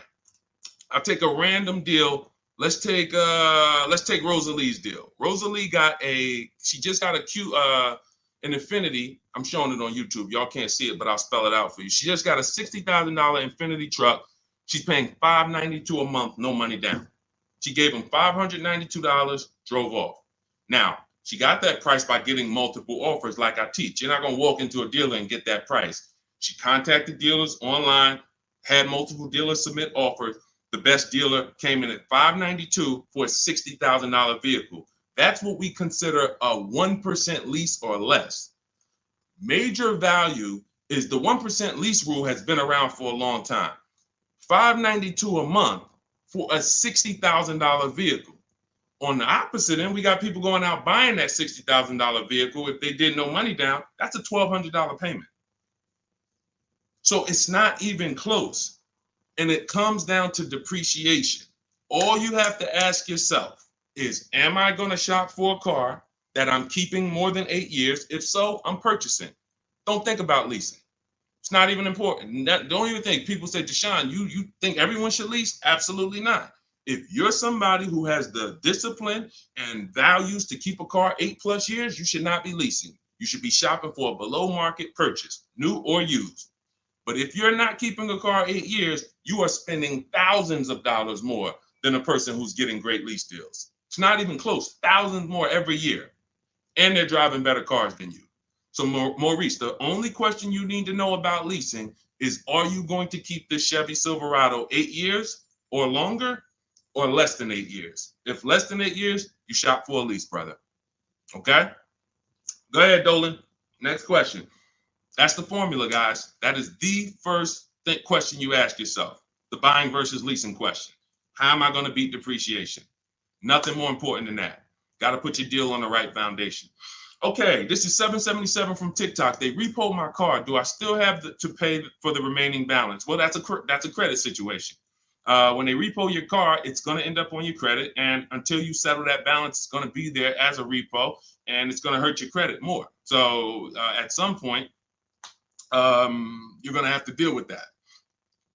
It's not going anywhere. So what a lot of people, and I would tell you, everyone who's having credit issues, you should be following Shonda Martin, Road to 750 Plus on Instagram, on TikTok. She's on every platform, and she teaches.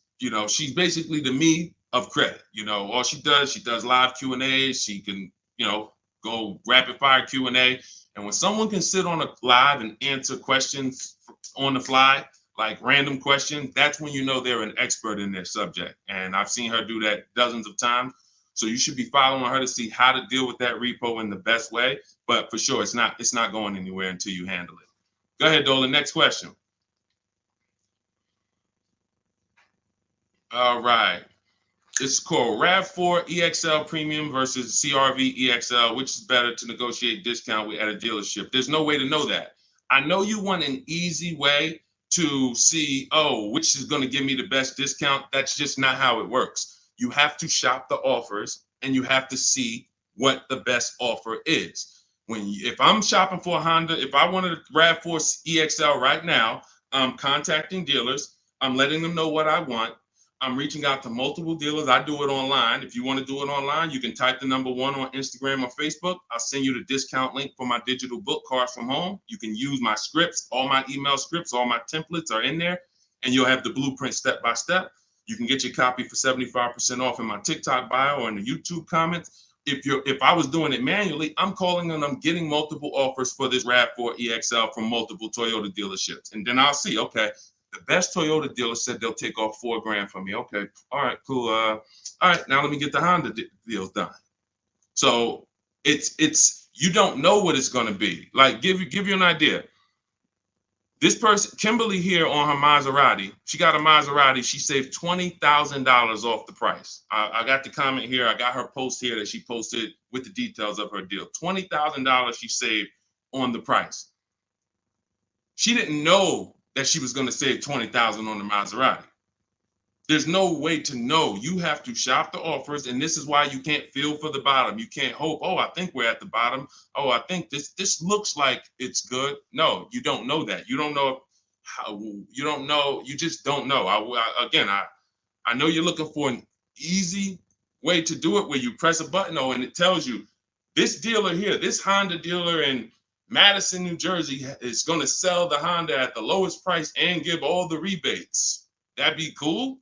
It's not going to happen because no one dealer is going to always be the best anyway, or they'll be out of business. If you beat your competition every single time on every car, you're not making any money. You'll be out of business. So at the particular time you want to shop, the mission is to find the dealer who is going to sell you the car at the lowest price because every one of them is different. So that's what I would do. And if you use my way, you do it quick. When you're using online tools, you can do it quick. Look, Ansley got a car. He said right here, he got his what did Ansley get? He got an Infinity truck. He got a 2024 QX. He said, I started the process Saturday. I accepted the deal Monday. Got the car delivered on Thursday. One weekend. Started the process connecting with dealers on Saturday. Had offers coming in, accepted an offer on Monday. He got a 1% lease deal, $554 a month on a $58,000 vehicle. You can do this on new cars. You can do this on used cars. You have the internet as at your disposal. You just don't know how to use it. And you have you have two departments in car dealers. You have what I call the sales floor. That's who I used to work with, the sales floor. Then you have the internet sales department. The internet sales department is to try not to give you a price and to make people who are trying to shop online get frustrated so they eventually come in. That's the goal of the internet department. And you have to know that the reason why it's hard for you to get quotes online is because you don't know what to give a dealer to get quotes. You don't know, you got to give them your zip code so they can work the tax. You don't know, they need to know what vehicles are in your household. You're getting defensive. Hey, why are they asking me for this? Well, it's because they need this stuff. That's why in my templates, I give you this stuff. They need to know what cars are in your household. They need to know when your deadline is. They need to know what your zip code is. They need to know what credit they should assume. These are the things this is why, Deshone, I tried shopping online, but it was so hard. I know, because you don't know how to do it. And if you admit you don't know how to do it, then we can help. But without unlearning, without saying, you know what, I need to unlearn this stuff that I was taught, you're just going to keep repeating that. So that's why I'm bringing you this and showing you people who are just like you. You have to shop the offers. And once you do that and you learn how to do it in 90 minutes, you'll be like, oh, I can shop any offer I want. Any car I want, I can find out what the best offers are in 90 minutes. But we got to get you there. Go ahead, Dolan. Shoot the next one up, bro. Unique Devo on Instagram. Car payoff 1 year. Should I trade it? 2015 still running. Well, it sounds to me like you want a new car.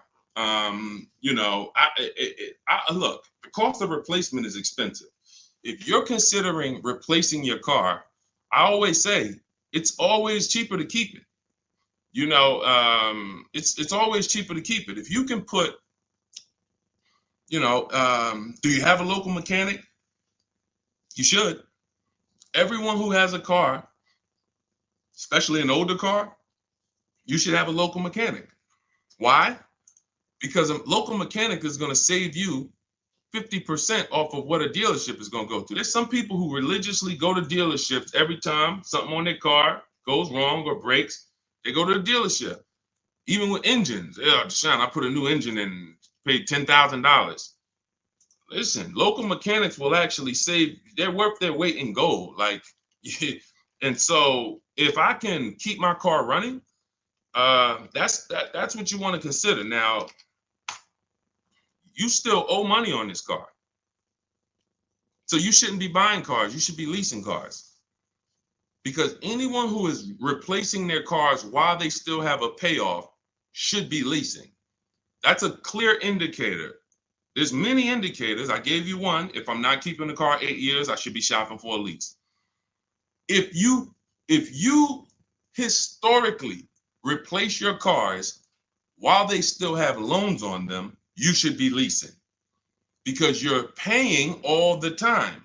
You're never getting to what I call the reward stage, which is a paid off car that is not depreciating anymore, that's in your driveway. You can keep it. You can give it to a family member. It's just a dependable vehicle. You pay a little bit every year to keep it running, but you have hundreds of dollars every year that are thousands staying in your household because you don't have a car payment. That's the reward stage. You have to get there. And if you're like Deshone, I don't keep cars that long, then you are overspending and you should be leasing, paying low payments, cents on the dollar. My first lease, I paid $256 a month for it. $256 a month. I had a Pontiac G6, brand new car. I had a friend who was paying $500 a month. Bought a Toyota. Bought it. And that's cool. If I wasn't in the car business and if I didn't have my sales manager at the time say to me, hey, why don't you lease something? I wouldn't have known. I probably would have went and bought something too. But once I saw that, I'm like, wait, I'm paying half the price of my peers. I'm driving a brand new car, and it just kept going. I leased after that, I bought a Pontiac G6. I kept that for 6 years. I didn't know about the 8-year rule at the time. I bought it 6, 7 years. Then I leased a Infinity Q. I got the G25. It was $325 a month. That was my best offer at the time. That was a $35,000 vehicle. Then I got an Infinity Q50 when they first came out. That was a $44,000 vehicle. I paid $345 a month. Then I got another I had three Q50s in a row. The next one was $365, and then the highest one went up to $390. I want to say $390. So yeah, $390. I never went over $400 a month. These are $45,000 vehicles. Then I got a Jeep Grand Cherokee 2018, $35,000 vehicle, $330 a month. They're lying to you. Like all of this stuff that they're programming you to, leasing is renting a car. Banks don't buy cars. Pay attention to what I'm saying here. Banks don't want cars on their books. Why don't banks want cars on their books? Because they're depreciating. And look, let's address this. Rick just said on TikTok, but leasing a vehicle only gives you minimal mileage. You pick the mileage on a lease, Rick. You pick the mileage, brother. Hold on. Turn off this. You pick the mileage. Let's get into some real misconceptions about this whole leasing thing. They give you the mileage. Anytime you've ever heard of somebody going over their mileage, if it wasn't a life change situation, like, I used to live close and then I now live far, it's because they wanted to save $20 a month. The payment for 10,000 miles a year was $380. The payment for 12,000 miles a year was $405. They said, you know what, give me the $380. And then get ridiculous. If I go over, I'll just buy the car. Horrible. Why would you buy a car that is not meant to be bought? When you look at the price to buy a lease out, it's not meant to be bought. They don't want you to buy it. They want you to give it back to them so that they can sell it as a pre-owned car. So they say, bring this car back in 3 years, have 30,000 miles on it. You can buy it. You go over by 10,000 miles and then you buy it for the same price. It's just horrible.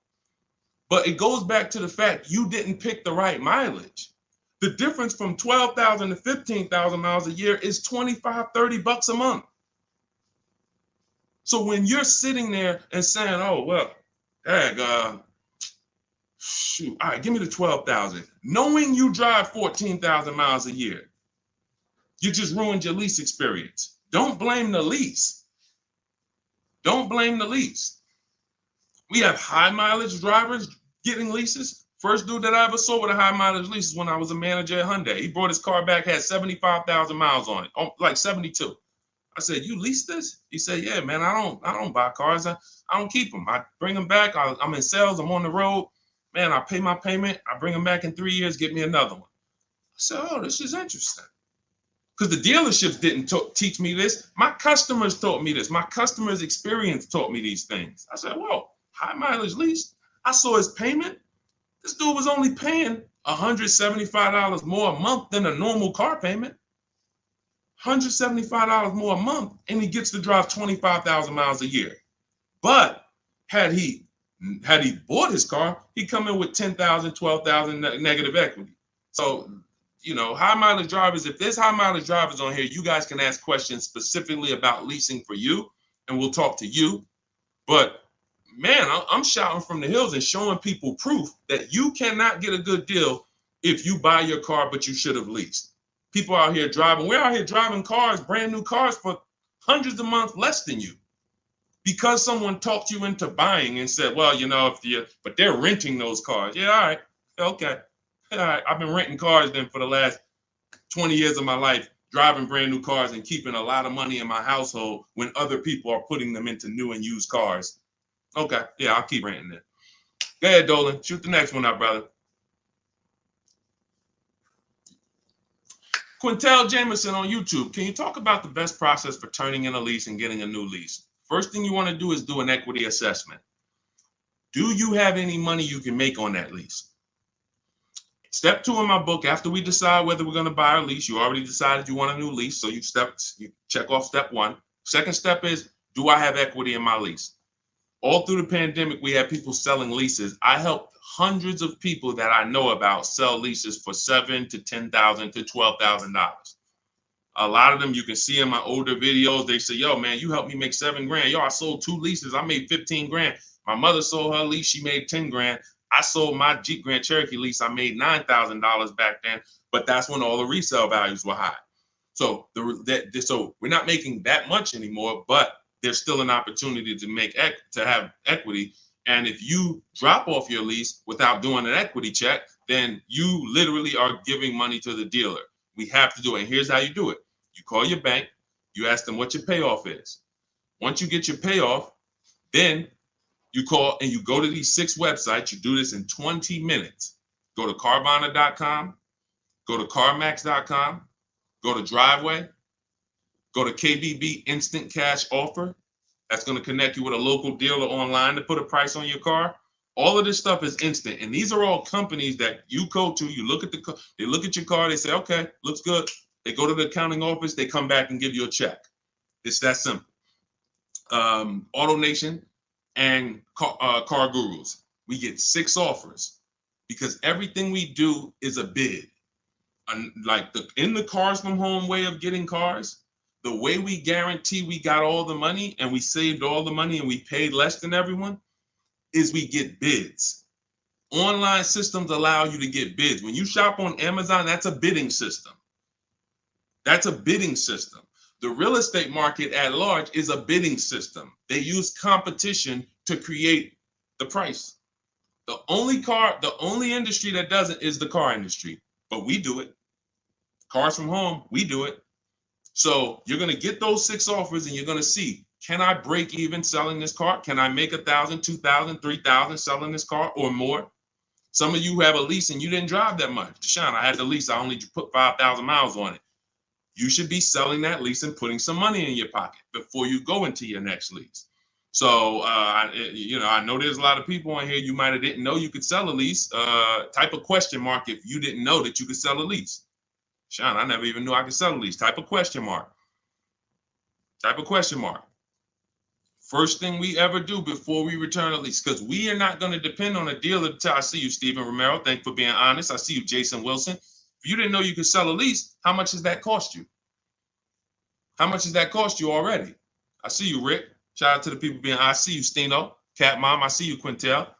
Yeah. So what we do before I will never return a lease, and we do this about 6 months out before the lease is up. We do this equity assessment. It's the second step in my process. All of this is in my book. If you guys want if you're like, Deshone, I want the blueprint. Give me the step-by-step. That's my new digital book, Cars from Home.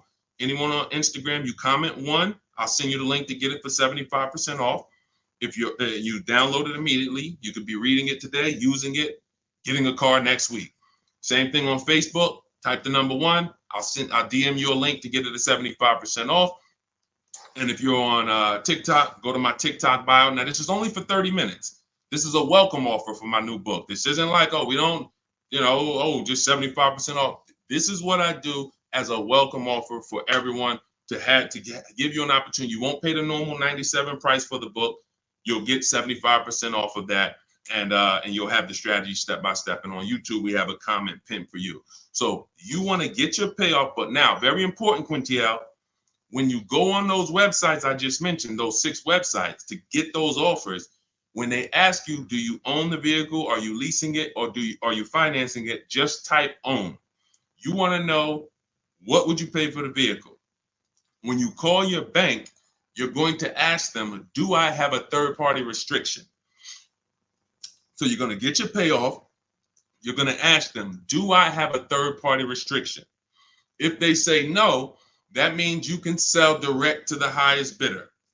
If they say no, there's no restriction on who you can sell. You can literally sell directly to them and get your check. If they say you do, and there are companies like Toyota, Chase, there's a couple leasing companies that don't have third-party restrictions. But if they say you do, now you can't sell direct to those people.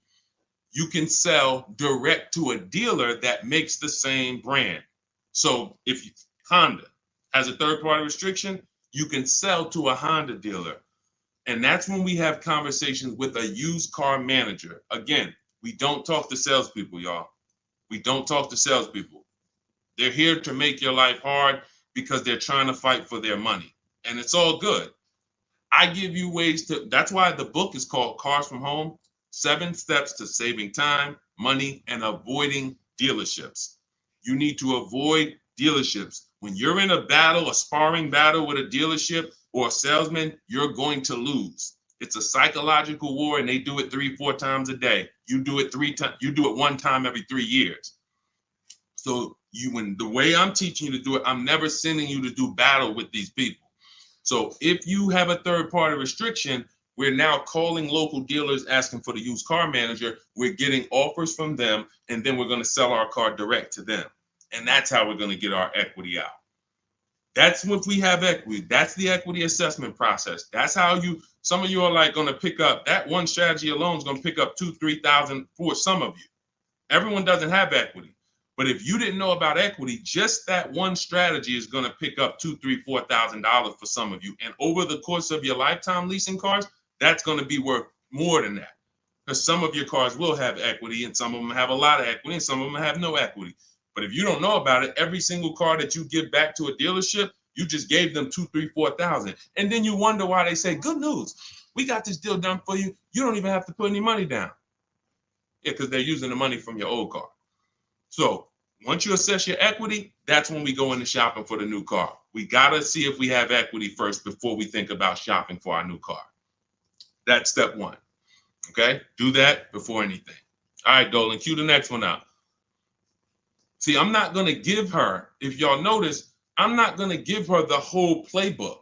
Why? Just to confuse her? I'm not going to tell her, oh, once you do this, then go do this, then go do this. And then when you check your car, this is how you do your test drives. And this is how you make sure. And then this is how you, why would I do that? I like step by step. Does that make sense? Type the light bulb emoji if you're on a cell phone. Type the light bulb emoji if that makes sense. Why would I give her what to do at step 5? She hasn't done step 2 yet. Get your equity, Quintiel. Find out if you have equity first. Do that exercise that I just said, and then come back and we'll talk about the next step. You come back and say, Deshone, I did it. I don't have equity. Perfect. Now let's move to the next step. Deshone, I did it. Good news. I have $3,000 of equity. Perfect. Now let's move to the next step. Okay. Go ahead, Olin. All right. So here we go. This is Selly H20 from Instagram. My vehicle was totaled this week. Sorry to hear that. Hope you're all right. I'm going to the dealer today. What should I know? The dealer today, there's 17,000 new car dealers in this country, 100,000 used car dealers. Every dealer has a different price. So you're going into what is the benefit to you of going into the dealer? You think, oh, well, I'm sold on my car. The best thing you can do right now is ask yourself the first question. Are you keeping your next car 8 years or not? Are you keeping Selly H on Instagram? Are you keeping the next car you're getting 8+ years or no? Let me know. This is Selly on Instagram.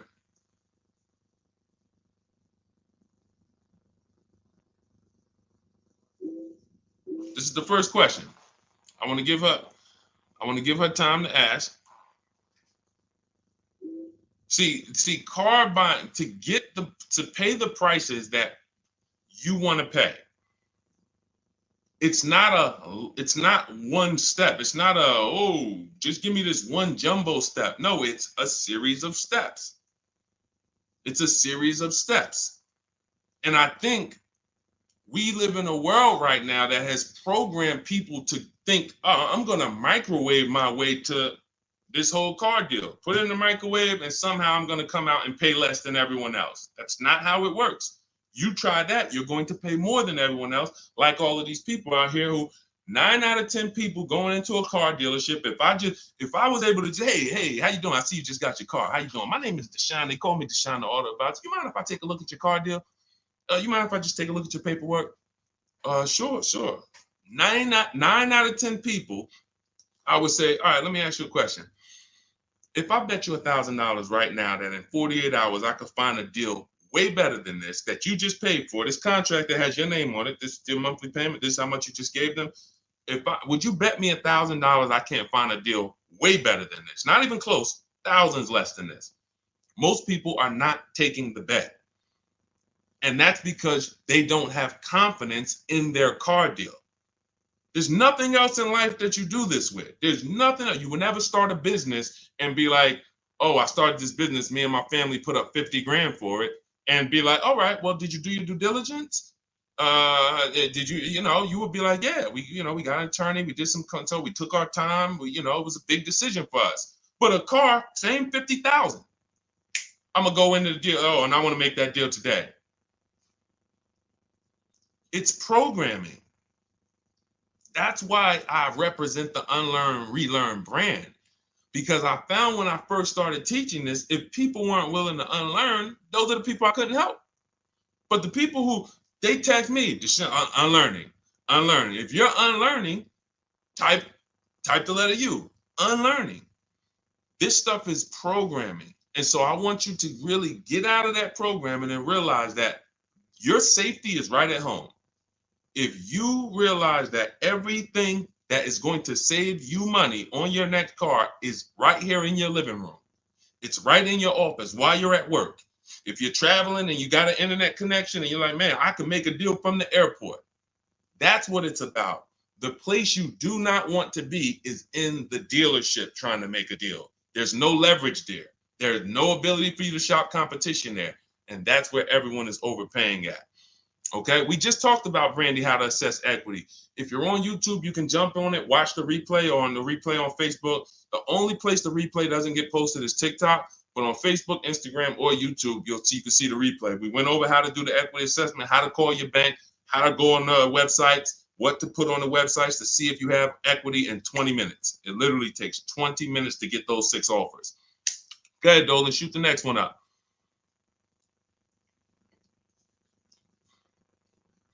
Steven Romero from TikTok, shopping through Carvana. Carvana is one marketplace. That's all it is. Carvana, I know Carvana is, oh, you don't have to see. The reason Carvana wins is because people are scared of dealerships. There's no other reason than that. Carvana has historically paid more, especially throughout the pandemic. They were paying more to buy cars than anyone else. So let me ask everybody on here a question. We got at least, we got a good number of people on here. Let me ask, got some intelligent people. If you are paying more than anyone to buy cars, when you sell those cars, are you going to be higher or lower than anyone?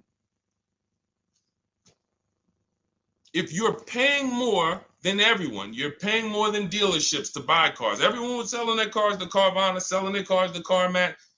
If you are paying more than everyone else to get your inventory, when you sell your inventory, is it going to be higher or lower than everyone else? Exactly. Higher. Exactly. But how do they do this then? They do this because people are scared of dealerships. So they would pay more just to be able to say, thank God I didn't have to go to a dealership. Man, I saw my car come down that vending machine, and then I saw that car pull up to my house on the Carvana flatbed, and you just overpaid $5,000 for that car.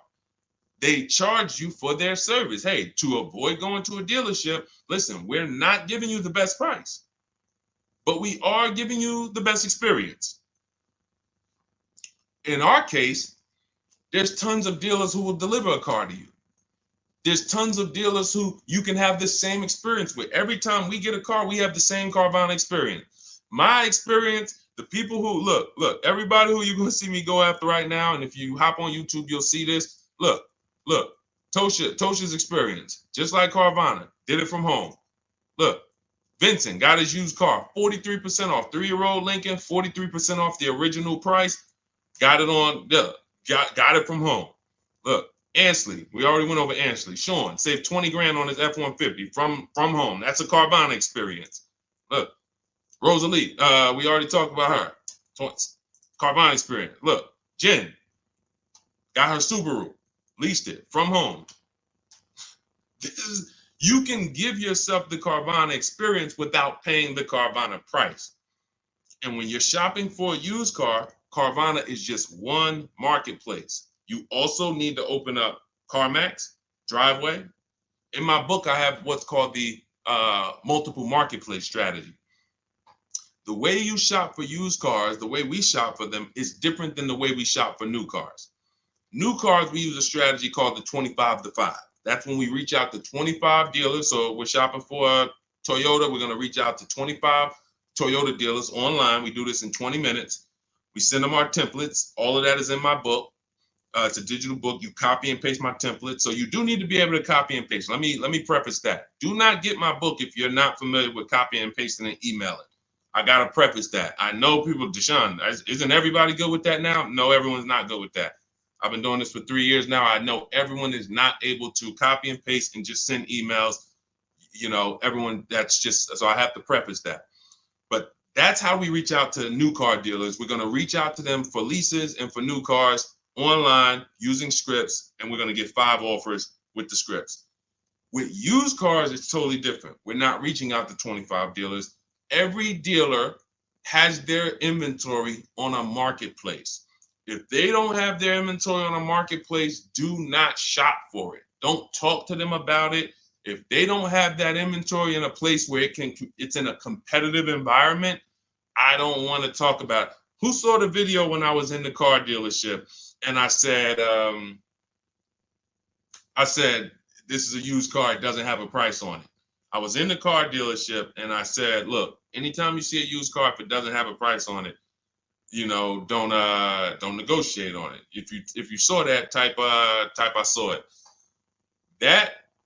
Whenever someone is not putting a price on a vehicle for any reason, it's because they want to make the price up and negotiate down. So let's just say I'm a slimy dealer. Let's say I got a $40,000 car. It was $40,000. I was at a dealership yesterday. We made a commercial about a dealership, and I looked in the car. It was a used car. It was a 2018. It had, the only price it had on it was the original price of the car.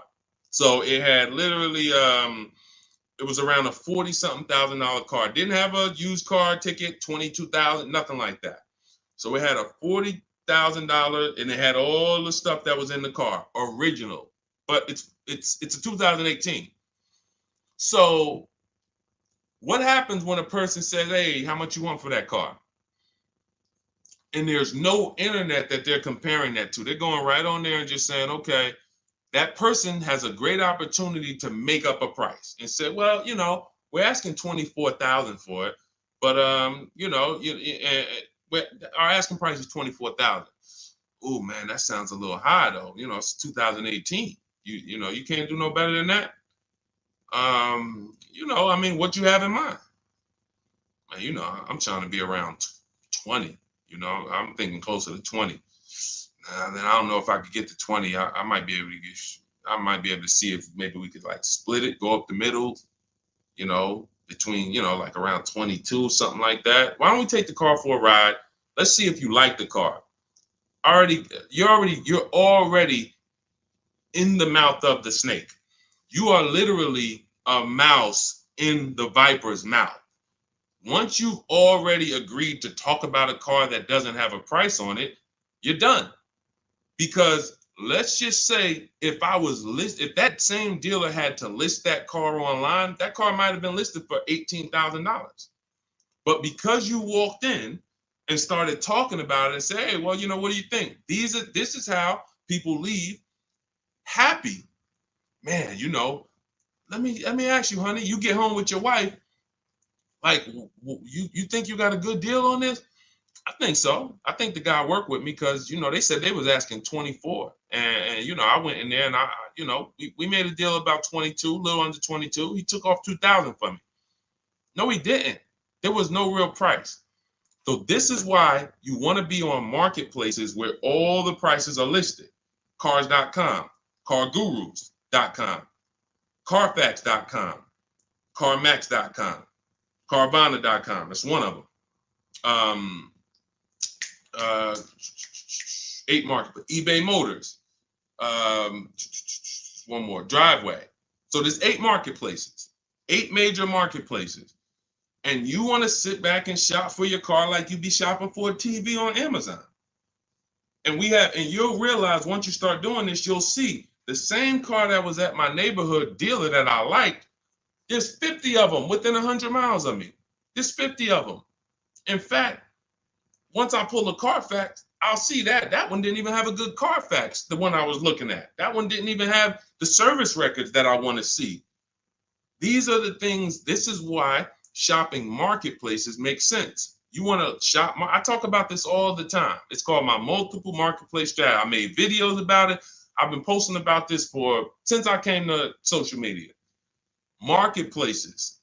And again, the only people who are going to win with this are people that's locked in. People who are serious about saving their money, who take car buying serious. Everybody who like Deshone, this sounds harder. What, you want to go in the dealership and just go ahead and let them just work you a deal? God bless you. This is not for everybody. I know this. This is for the people who like Deshone. I want to make sure, and it's easy.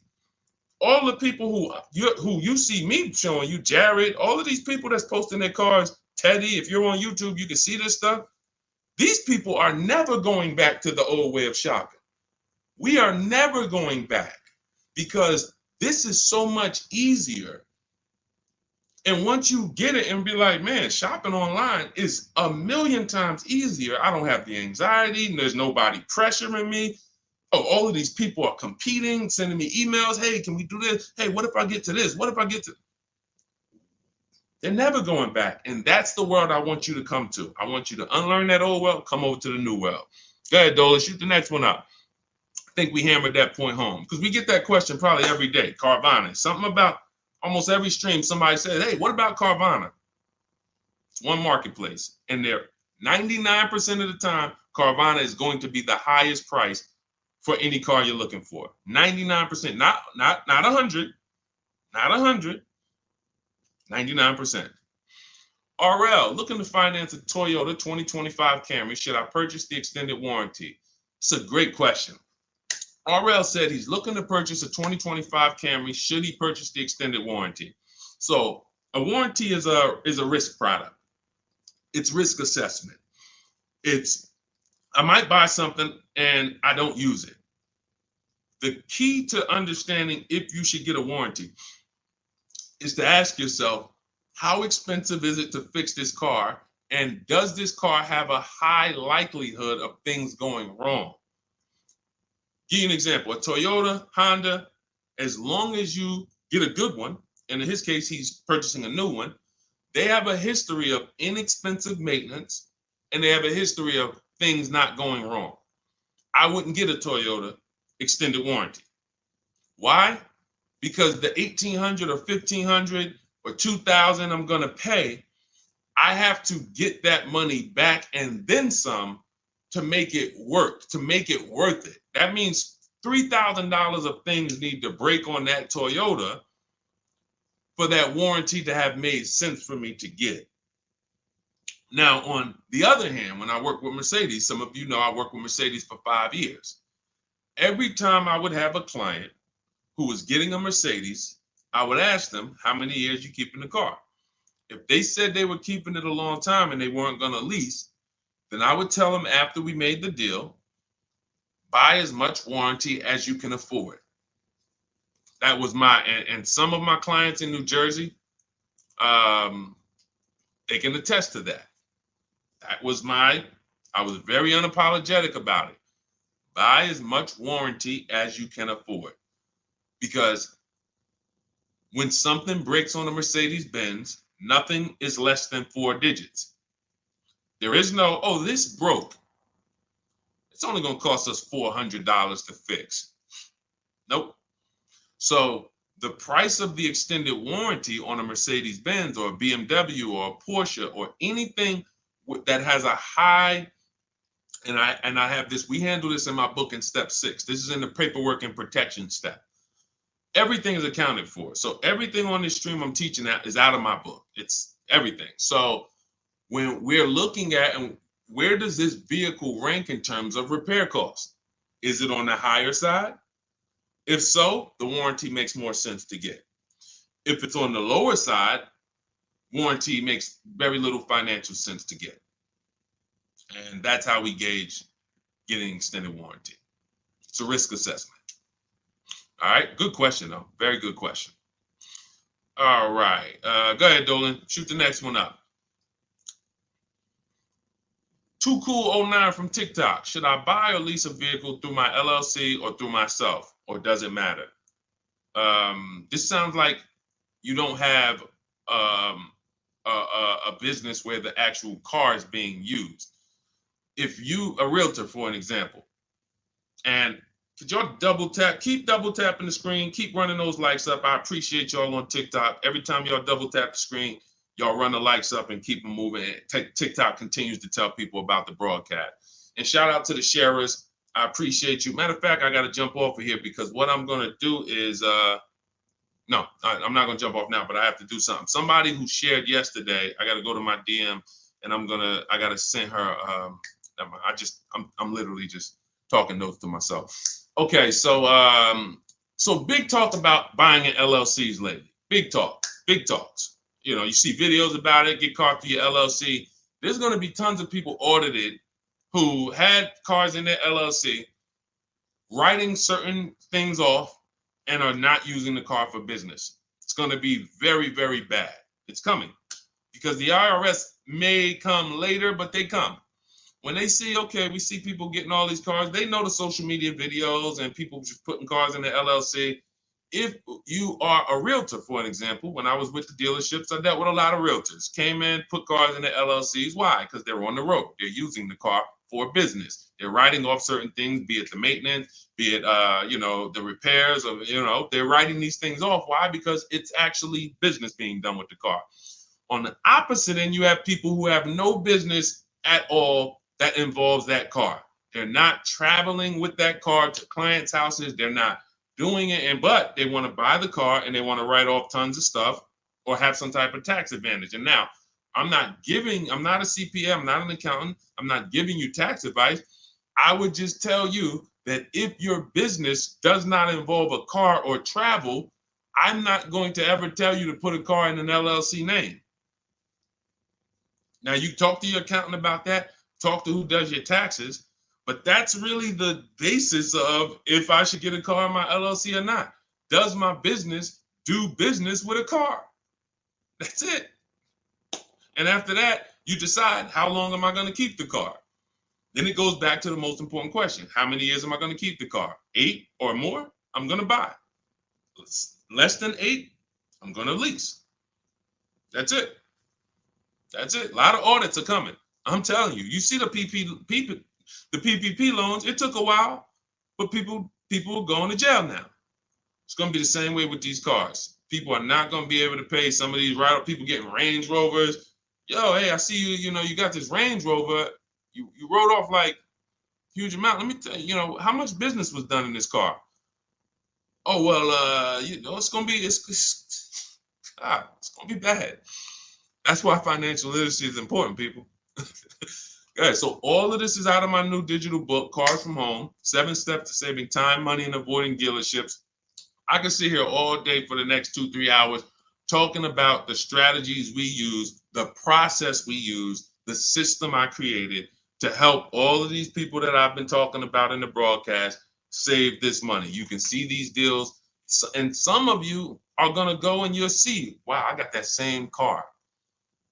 I got to hit you with the bad news first. The bad news is, hey, Rodney Brown, I'm sorry to tell you, my man, but the same car you have, we just helped somebody get it and look what they paid. Dang, they paying a lot more than me. They put money down? No, they didn't put any money down. How they paying that low? It's because they know stuff you don't. They followed a process that you didn't follow. You went into the second most expensive purchase that you're ever going to make, and you just winged it. You just say, hey, you know what? It's a $50,000 car. It's a $40,000, $30,000 car, $100,000. I'm just going, I think I can feel my way through this joint. That's why you're paying the prices you're paying. That's why you're not paying what we're paying. So when you come into our world and you're like, Deshone, I want the blueprint. Everything I teach is in my new digital book, Cars from Home, 7 Steps to Saving Time, Money, and Avoiding Dealerships. So type of number 1. On Facebook, I'll send you the discount link. You can get the 75% off. Type the number 1 on Instagram. I'll send you the discount link. 75% off. That's our welcome offer. It's only for 30 minutes. And if you're on TikTok, go to my TikTok bio, get your copy for 75% off. And on YouTube, we have the comment pinned for you in the comment section for you to get yours at 75% off. And make sure you are reporting to me your deals, just like Tiffany. Tiffany, when she got the book, I tell everybody, send me your deals so that I can read them on the show. Tiffany got a Mazda CX-90, just got it, $44,820 car. From home, she said, I believe we got a great deal from what we learned in the book. Look, from home, $6,530.78 discount. Never left the house. Got multiple offers. The dealer that took, look, is a $44,000 car. She basically said, what, 15%, 16% off then that? People go in and say, hey, get me the MSR, get me the invoice price. She blew invoice price away using the book. Get your copy. It'll be in your inbox now. Make sure as soon as you purchase, you screenshot the thank you page. I tell you, you'll see it big. Screenshot this page. Why? There's a support email on there just in case for any reason you don't get the book. It's usually because you type a letter wrong in your email. You're typing fast. You can reach out to my support team to make sure that you get your book. I want you reading it now. I want you using it now so that you can be like Ansley. He said, look, I started the process on, I started the process on Saturday. I accepted the deal Monday. Doesn't take long. Doesn't take long. You can literally be signing a below market deal in 3 days using the strategies. These are not meant to, this isn't going to school. You know, I spend a lot of time in these videos warning you what not to do. In my book, I'm not warning you what not to do. I'm telling you what to do. Do this, do this. Now, all right, you did that. Great. Now do this. Oh, great. Now you did. Now do this. And before you know it, great. Congratulations. Let's get ready for delivery. That's how the book is laid out. All right, so we're gonna jump off. We've been on here for a little over an hour. I know it's early. You'll be able to watch this throughout the broadcast. You know, I can't really answer. Look, I could give y'all BS answers, and I can get through 100 questions. If I give you BS answers, I can zip through 100 questions in 1 hour. Do Lexus give good deals? Well, sometimes got to shop around. Next question. Is there any negotiation on leases as far as monthly payments without putting money down? Absolutely. We get our deals with no money down. That's how we submit our offers. You get at least 5 offers and you'll find out what the best deal is. Absolutely negotiate. Next question. I could do that. Is that what y'all want? Let me know. What I do is if someone asks me a question, I go deep on the answer because this is car buying. This is not, this isn't, hey, I'm going to get a little, you know, I'm about to spend $100, you know, what's your opinion on this, Deshone? You know? So I think from what I know about people, I think you guys appreciate Deshone. Break it down for me. Break it down for me. And if you want more, if you want all the answers, get your copy of Cars from Home and you'll have all the answers. But I like to be thorough. And I can't because all I care about is the result. I don't care about I care about people writing me, Deshone, check this out. Look at my deal. Look at what I just pulled away. I want you writing me, emailing me, proud of your deal. I don't want you running into me one day if you're ever around New Jersey, New York. Hey, Deshone, hey, what's going on, man? Hey, man, I follow you. Oh, man, I used your stuff, bro, man. Oh, cool, man. How'd you do? Yeah, I think I did all right. No, you didn't. No, you didn't. Because everyone that learns from me, oh, man, I have people run up to me. I never shopped like this before. I had all of these dealers, and then the lowest dealer took off all this money. That's the one I went with. That's a person that I know. Congratulations. Great job. You listened. You trusted the process. I care about the result. And that's all I want. I want you to enjoy car shopping. I want you, it's 50, 100 grand, 5, 6 figures of your money. You deserve to enjoy it, and you deserve to pay less than everyone else is paying. That's what I'm here to do. So I'll see everybody who has the book. I'll see you inside. Use it. You'll see I link to a couple videos in there. You'll see it's some surprises in there. That's not a traditional book. There's links to videos. I got links to scripts in there. You'll see. You'll see why it's a digital book. And it's a one-time purchase. Anytime something gets updated, like Vroom went out of business a couple months ago, they used to be in our strategies. They were in our marketplaces when we shop for used cars. Vroom was on that list. And they were in the when we do our equity assessment, Vroom was on the buyers list.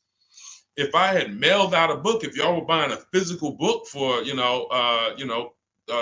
for these strategies, that means now I got to make another book, and then I got to say, all right, guys, well, this is edition 2. That was edition 1. Vroom's out of business. Next thing you know, you're getting edition 40, and you're like, dang, every time a new website comes out, because we do online, dang, I got to buy another book. Nope.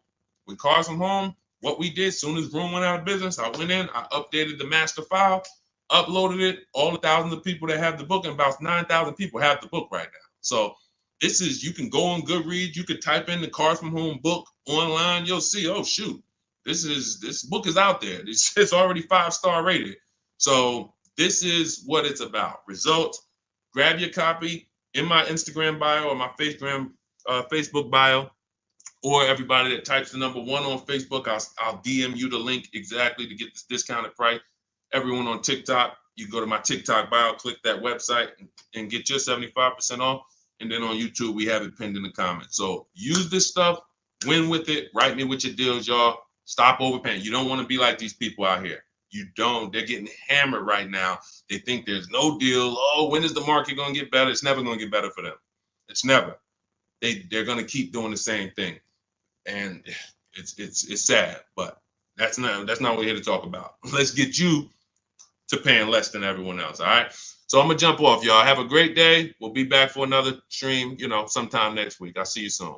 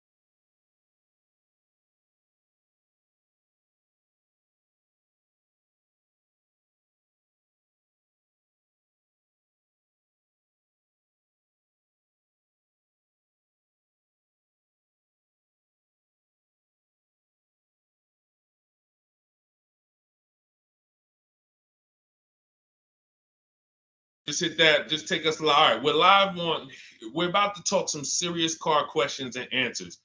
I want you to ask any question you can think of concerning car shopping so that we can dig deep into it. It looks like Facebook we continue to have trouble with, and I think it's because we already have a stream going there. See if you can get out of that stream, Dolan, if you can cancel that stream so that we can get on the Facebook. But I want you guys to start asking your questions.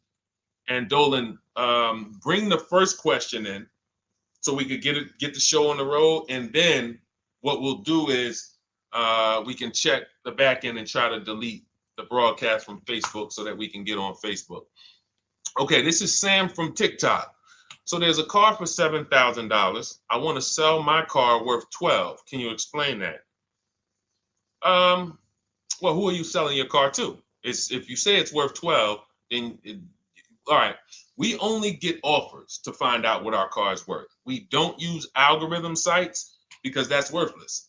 An algorithm site is a site like Kelly's Blue Book. You punch in your year, make, model, and in 3 seconds it tells you your vehicle's worth $12,000. Right now, we have companies that bid against each other. And what you want to do is you want to go on your computer, go to CarMax.com, go to Driveway.com, go to Carvana.com, go to AutoNation.com, go to Kelly's Blue Book Instant Cash Offer.com, and go to Car Gurus.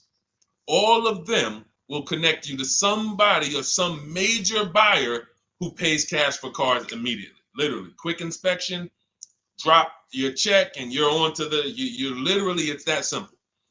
We are no longer at the mercy of private owners who are going to come by and look at our car and no one buy it and talk us down. There are extremely competitive buyers in the market that I've been telling people about since 2021 when we were cashing out.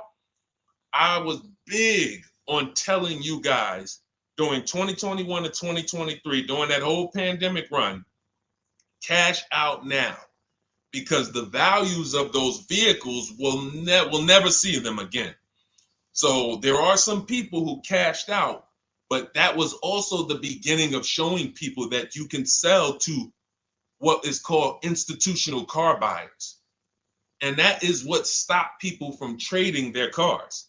There are people who have learned from me, and maybe other people have mentioned this, that will never trade a car again because you're not getting the money that it's worth. So you go to those 6 companies, Sam, it should take you no more than 20 minutes. They're going to give you their best cash offers. And then you can sell to them and you can go buy something else.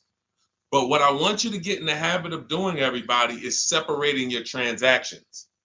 What does that mean? Who you sell your car to is different than who you buy a car from. And you need to maximize each transaction. And you're never going to do that mixing all your transactions together, which is what most people do. They go into a dealer and they say, hey, I want to buy a car from you, and I want to trade my car into you, and I need a loan. 3 transactions. We don't do that. We separate them and we bid each one out using online tools. And that's how we get the prices we get. And that's how we pay less than everyone else. Okay. So the biggest thing, first thing, is go to those 6 websites: CarMax, Driveway, Carvana, KBB, Instant Cash Offer, AutoNation. And all of you who want to find out what your car is really worth, you go to these 6 websites, get your 6 offers, and then you'll find out what your car is really worth. We do not depend on any dealer to tell us what our car is worth at all. Okay? Shoot the next question up, Dolan. And you guys can continue to type your questions. We're bringing them in from all platforms. This is Terrell Taylor. By the way, everything that I'm talking to you guys about is out of my new digital book. It's called Cars from Home: 7 Steps to Saving Time, Money, and Avoiding Dealerships. Some of you may have it. If you have it, shout out to those who have it, and shout out to those who've used it to actually pay less than everyone else. And make sure I want you to be like Tiffany. Send me your deals. Send me your deals. When you get your cars, I want you to actually send me the results. Look, this is, oh no, that's not Tiffany. That's someone else who used the book. Look, used the book, got $175 a month less than her first quotes before she used the book. So send me, but you can get a copy of this book immediately for 75% off. It's normally $97. Go to my TikTok bio. You won't leave the broadcast, and you can have the entire blueprint. If you don't want to try to remember everything I'll be teaching you over the next hour, you can have the blueprint. You won't pay the $75. You'll get the 75% off. And we also have a comment pinned in the comment section for you guys on YouTube and on Facebook and on Instagram. You go to my bio. So anyway, go get it, because it's only for 30 minutes. After the timer goes off, it's $97. It's still worth every penny. You can Google it. 5-star book. You can see all the people who rated it, all the people who's using it. This isn't a test to do, but I want you to get it at 75% off. It's better to pay $24 than $97. Okay, Terrell Taylor. So you said, Terrell Taylor on YouTube said, I have $35,000 to $40,000 to buy a truck with. Should I buy a used or a late model new, 2022 to 24? So whenever we're considering a late model used car, this is a model like Terrell said, that is 1 to 2 years old. Let me tell you why I don't like shopping for those first. I like to shop for a new price first. Whenever you are buying 1 or 2 year old used vehicles, you have to realize something. How do dealers get used cars? Trade, or they get them off lease, they buy them. When you have not waited 3 years, you're not going to see a lot of used vehicles in that option, because most people don't buy a vehicle and then trade it in 2 years. So you're not going to see a lot of 1 and 2 year old used vehicles. I don't like that, because when there's not a lot of a vehicle, the people who have that vehicle get to set very high prices that we have nothing to compare it to. And that's a recipe for losing and overpaying. I've had people come to me who are looking like you, and what I say is, I say, okay, shop for a new one first. I'm gonna tell you why. When you shop for a new one first, you get to see what the market value is. So take Sean. I'm showing Sean. Some of you have seen Sean. He got an F-150 Lightning XLT, $73,000 vehicle. Using what we teach in getting bids from home, using the cars from home system, he saved $21,000 on a new one. That was his best offer. He got multiple offers because we always get at least 5. So his best offer, he saves $21,000. If he had gone to look for a 1 or 2 year old one of this, he would have never known that the new ones he can save $20,000 off of if he shops right. Now, some vehicles, it might be $7,000 off, $10,000 off, $5,000 off. The point is, until you know what the new market is for a vehicle, you can't shop a 1 or 2 year old one. Because what happens if you shop a 1 year old version of what Sean got, and he goes and he pays, he pays 65 for it because he thinks, or let's say 60. Let's say 60. A brand new one, 73. Someone else is charging 60. All right, it's 2 years old. Let me get that one. Not 15 grand off. Problem is, he just overpaid for a vehicle because he could have got a new one for less than he got that 1 or 2 year old one. That's why the recent shoppers, anytime you guys are shopping 1 or 2 year old, you have to shop new first to find out what the market is. Now, in my book, I have my strategies for shopping new online and shopping pre-owned. It's totally different. Pre-owned, you want to go to all the marketplaces. If a vehicle's not on a marketplace, y'all, don't shop. Don't look at it. What does that mean? You ever walk into a used car dealer and you see a used car, but there's no price on it? Type a $ if you've ever experienced this. If you've ever looked at a deal, you've been in a dealership, you see they have a used car, there's no price on it. Type a $ if you've experienced that. Okay, I see you, Terrell. Okay, perfect. I see you, Don Dickey. Okay, perfect. All right, we have enough people. All right, Makeover Forever Studios. I see you. Okay, Todd May, I see you. So this is a common thing. When you go and look at that vehicle, the most dangerous thing to do, I see you, Tony, is to negotiate on a car with no price because they can make the price up. When a car is on a marketplace like cars.com, carfax.com, carguru.com, carvana.com, carmax.com, these are all the marketplaces we shop for used cars at once. It's like a big round robin for us. This is how I want you to shop. Now you must be competitive or no one's coming.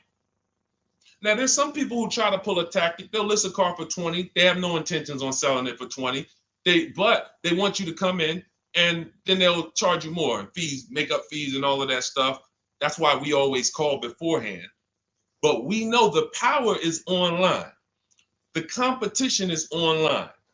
So when you're looking, Terrell, you're either deciding, all right, I'm either going to look for a new vehicle, find out what the market price is for the vehicle I'm looking for and how much I can save. What's my best offer? You need to get at least 5 offers. I'm telling you, it's going to be big differences.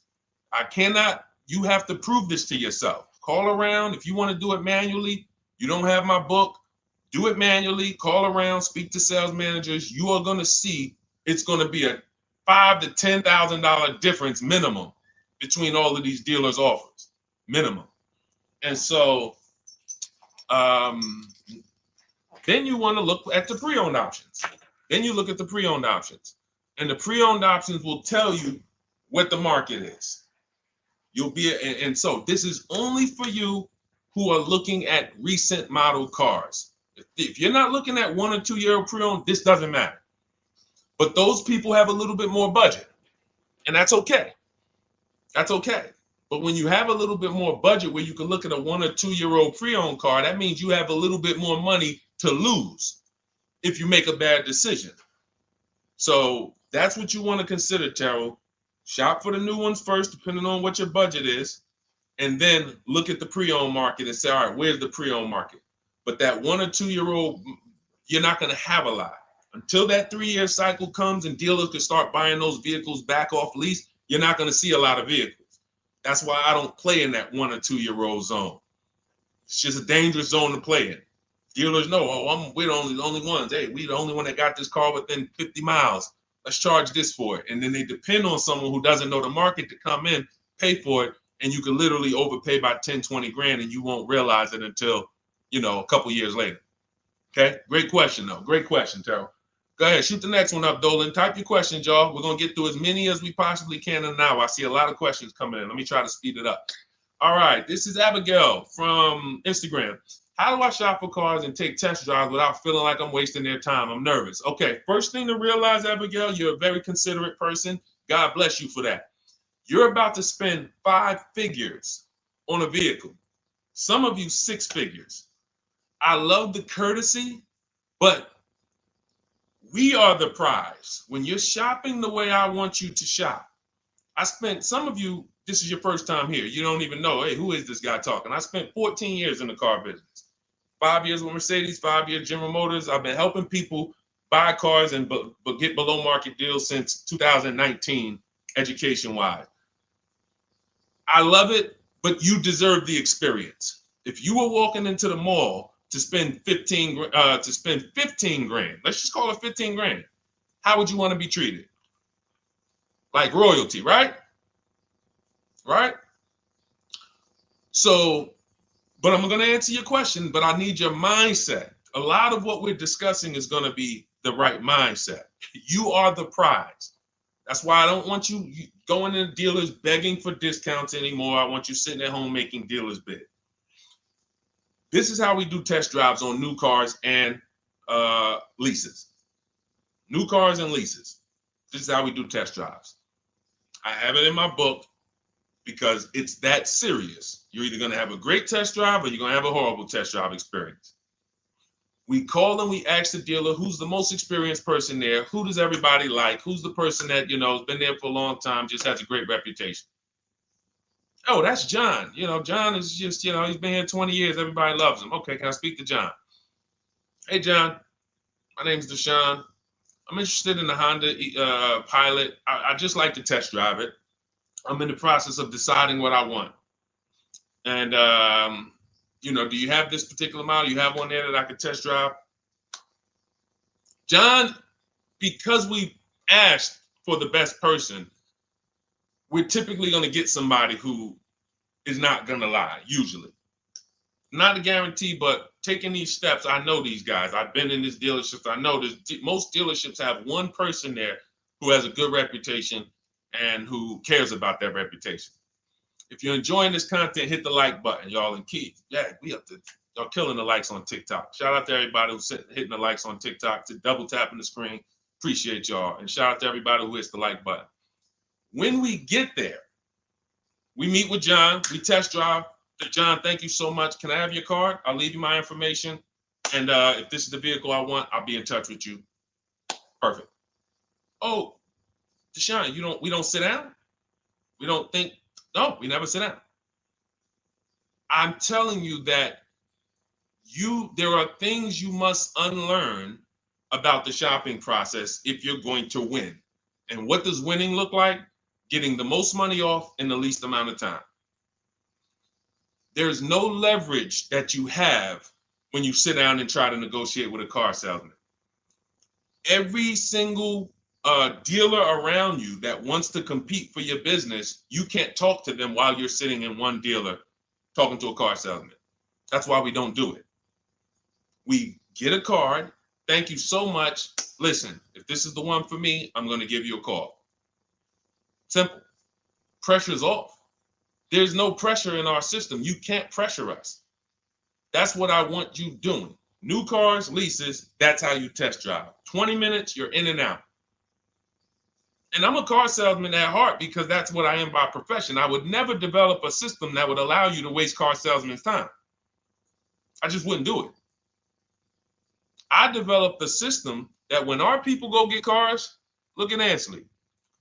When our people go get cars, Ansley just got his lease, 1% lease, $58,000 Infiniti. Look, started the process Saturday, accepted deal Monday, all by Email. $58,000 car is paying $554 a month, no down payment. You know, we have tons of these. None of these people spent. Look at Jared.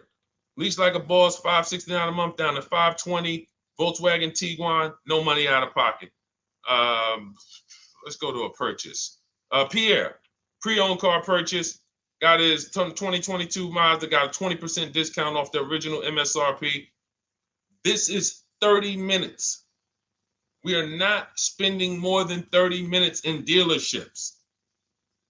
Who doesn't want to spend more time in dealerships? Type me if you're like Deshone. I don't want to be in dealerships that long. You thought you had to be in dealers to save the big money, right? You thought you had to be in dealers to save the big money. I'm showing you as someone who pays less than everyone and who teaches people to pay less than everyone. Look, Kimberly, $20,000 off a Maserati, shopping from home. Because when you can talk to more people at once, the discounts fly off. And you see that all these dealers want to compete. So what you want to do, the best thing you can do to not waste people's time, Abigail, is to shop from home the right way. Because when you shop from home the right way, you realize it's only a few things you need to be in the dealership for. That's your test drive. I just told you how to set it up. With used cars, we do it at the end. But we're only there for a second. In fact, when you go to pick up your car, they're going to tell you, thank you. This was one of the most easiest deals I ever made in my life.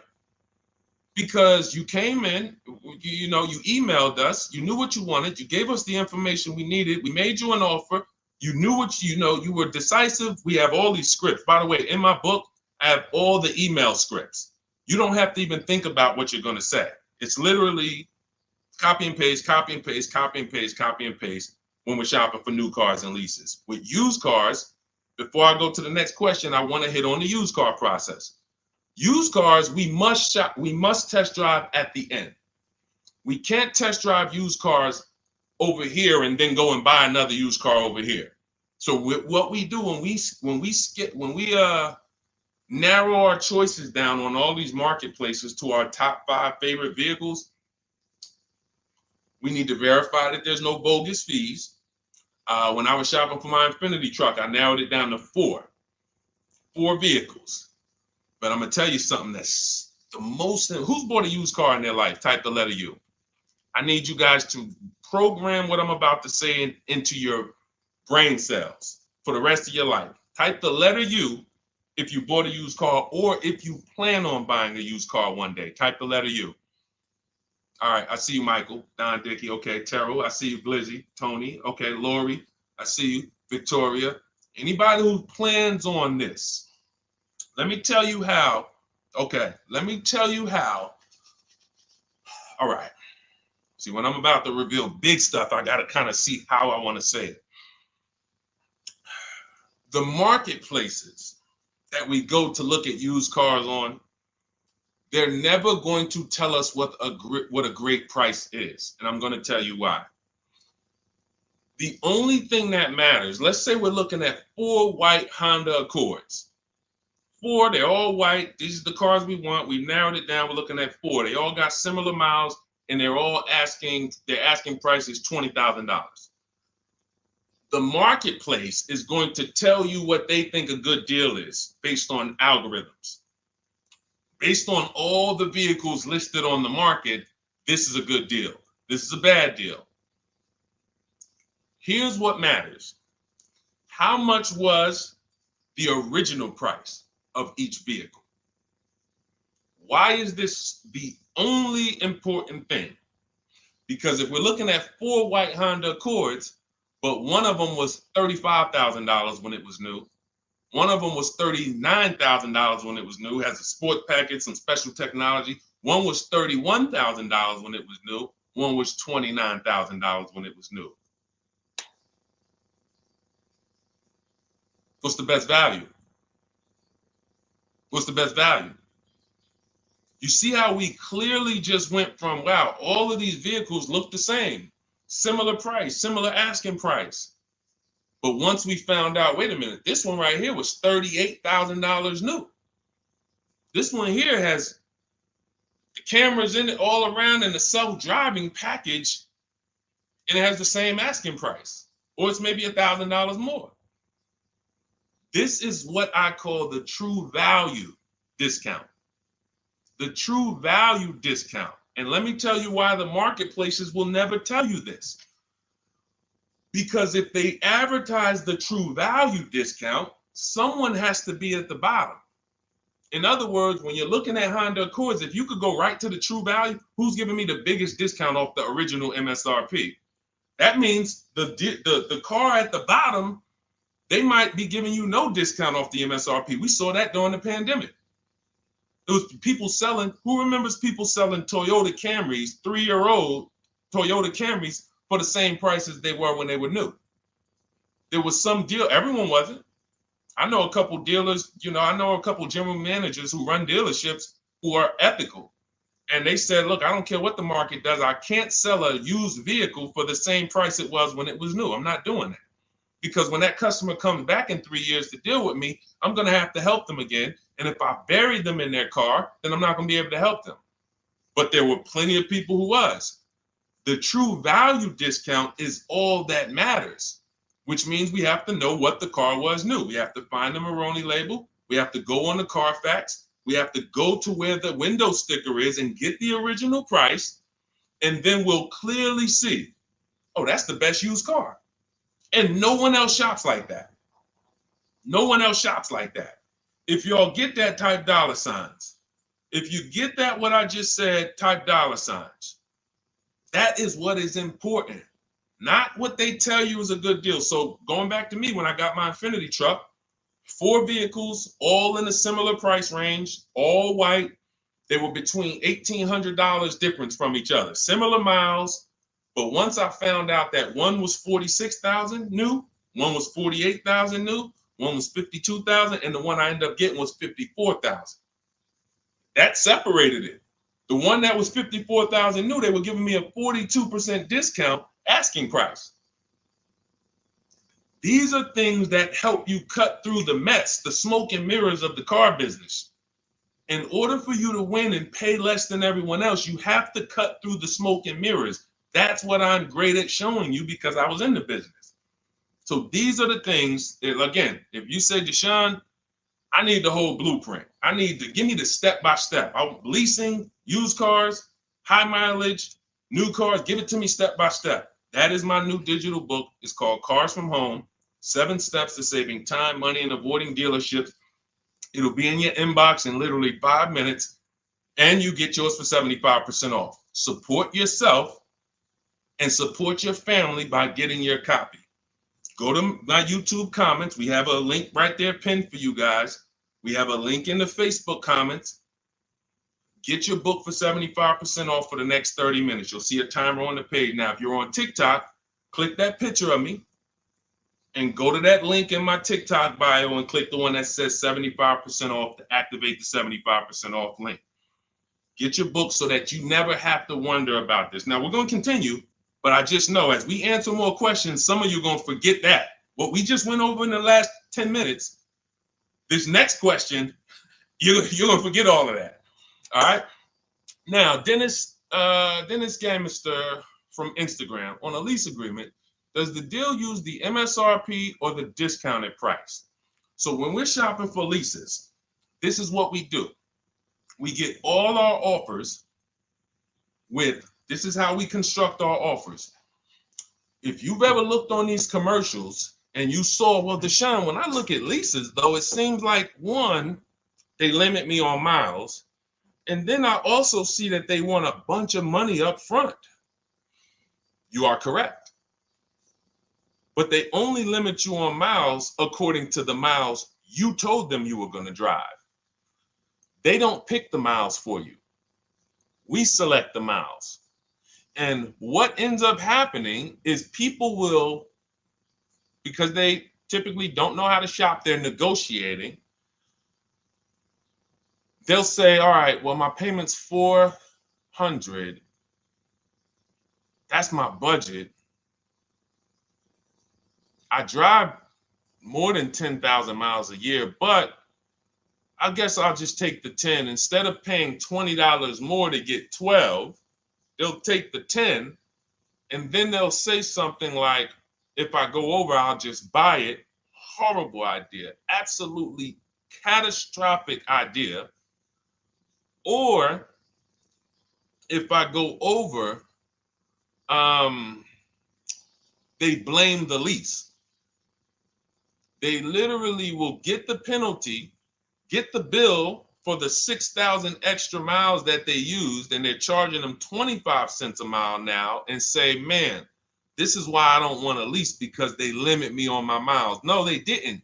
To save $20 a month, you pick the lower miles. You can customize leases up to 15,000 miles if you want, 18,000 miles. Look at Jen. Jen just got her lease on her Honda. Hold on, where's Jen's lease? She got an 18,000 mile a year lease. Now, the way we shop is 12,000 miles per year, only first month's payment due at signing, and we shop it taxes and fees in the payment. Jen, her best offer on her Honda CR-V hybrid, which is one of the most popular hybrid crossovers in the market, she got $512 a month, 12,000 miles. That's a 1.3 lease. We'll talk about the 1% rule for great lease deals and the 1.5% for overpaying. She gets 1.3. She bumps it up to 18,000 miles per year. But look how much more, y'all. $50. So for $50 more a month, she, instead of driving 12,000 miles, she gets to drive 18,000 miles. And she gets to drive as much as she needs to for $50. Versus her saying, you know, I'm going to take the 12 knowing I don't drive 12, and then I'm going to get penalties and, again, blame the lease. The lease is custom. And the first time I learned about high mileage leases was when I was working at Hyundai. I was a manager at Hyundai for a short period of time. It was a highway dealer. The guy ended up going to jail. It was typical, like, you know, I've worked in some dealers, some phenomenal dealers, but this one was like, if you ever could imagine the prototypical highway scam dealership, I mean, this was it. So I was only there for 6 weeks, but I was a manager. And what I saw was I was taking care of this guy's lease who was just finished with it. He had 72,000 miles on it. And I went out there and I said, wait, you leased this? 72,000 miles? He said, yeah, I always lease now. He said, I used to come in every time I bought a car. My negative equity was ridiculous. $15,000, $10,000. I had to keep writing these big checks. And I just said, you know, let me switch to leasing. A customer taught me about high mileage leasing. That's why when I say car salesmen aren't trained, they're not trained. We learn things by intuitiveness and curiosity, and you know, we're not trained on finance and insurance and leases versus buying, none of that. You know, so anyway, I said, wow. And so I looked at his payment. This guy is only paying like $175 more a month, not even, to drive 25,000 miles a year.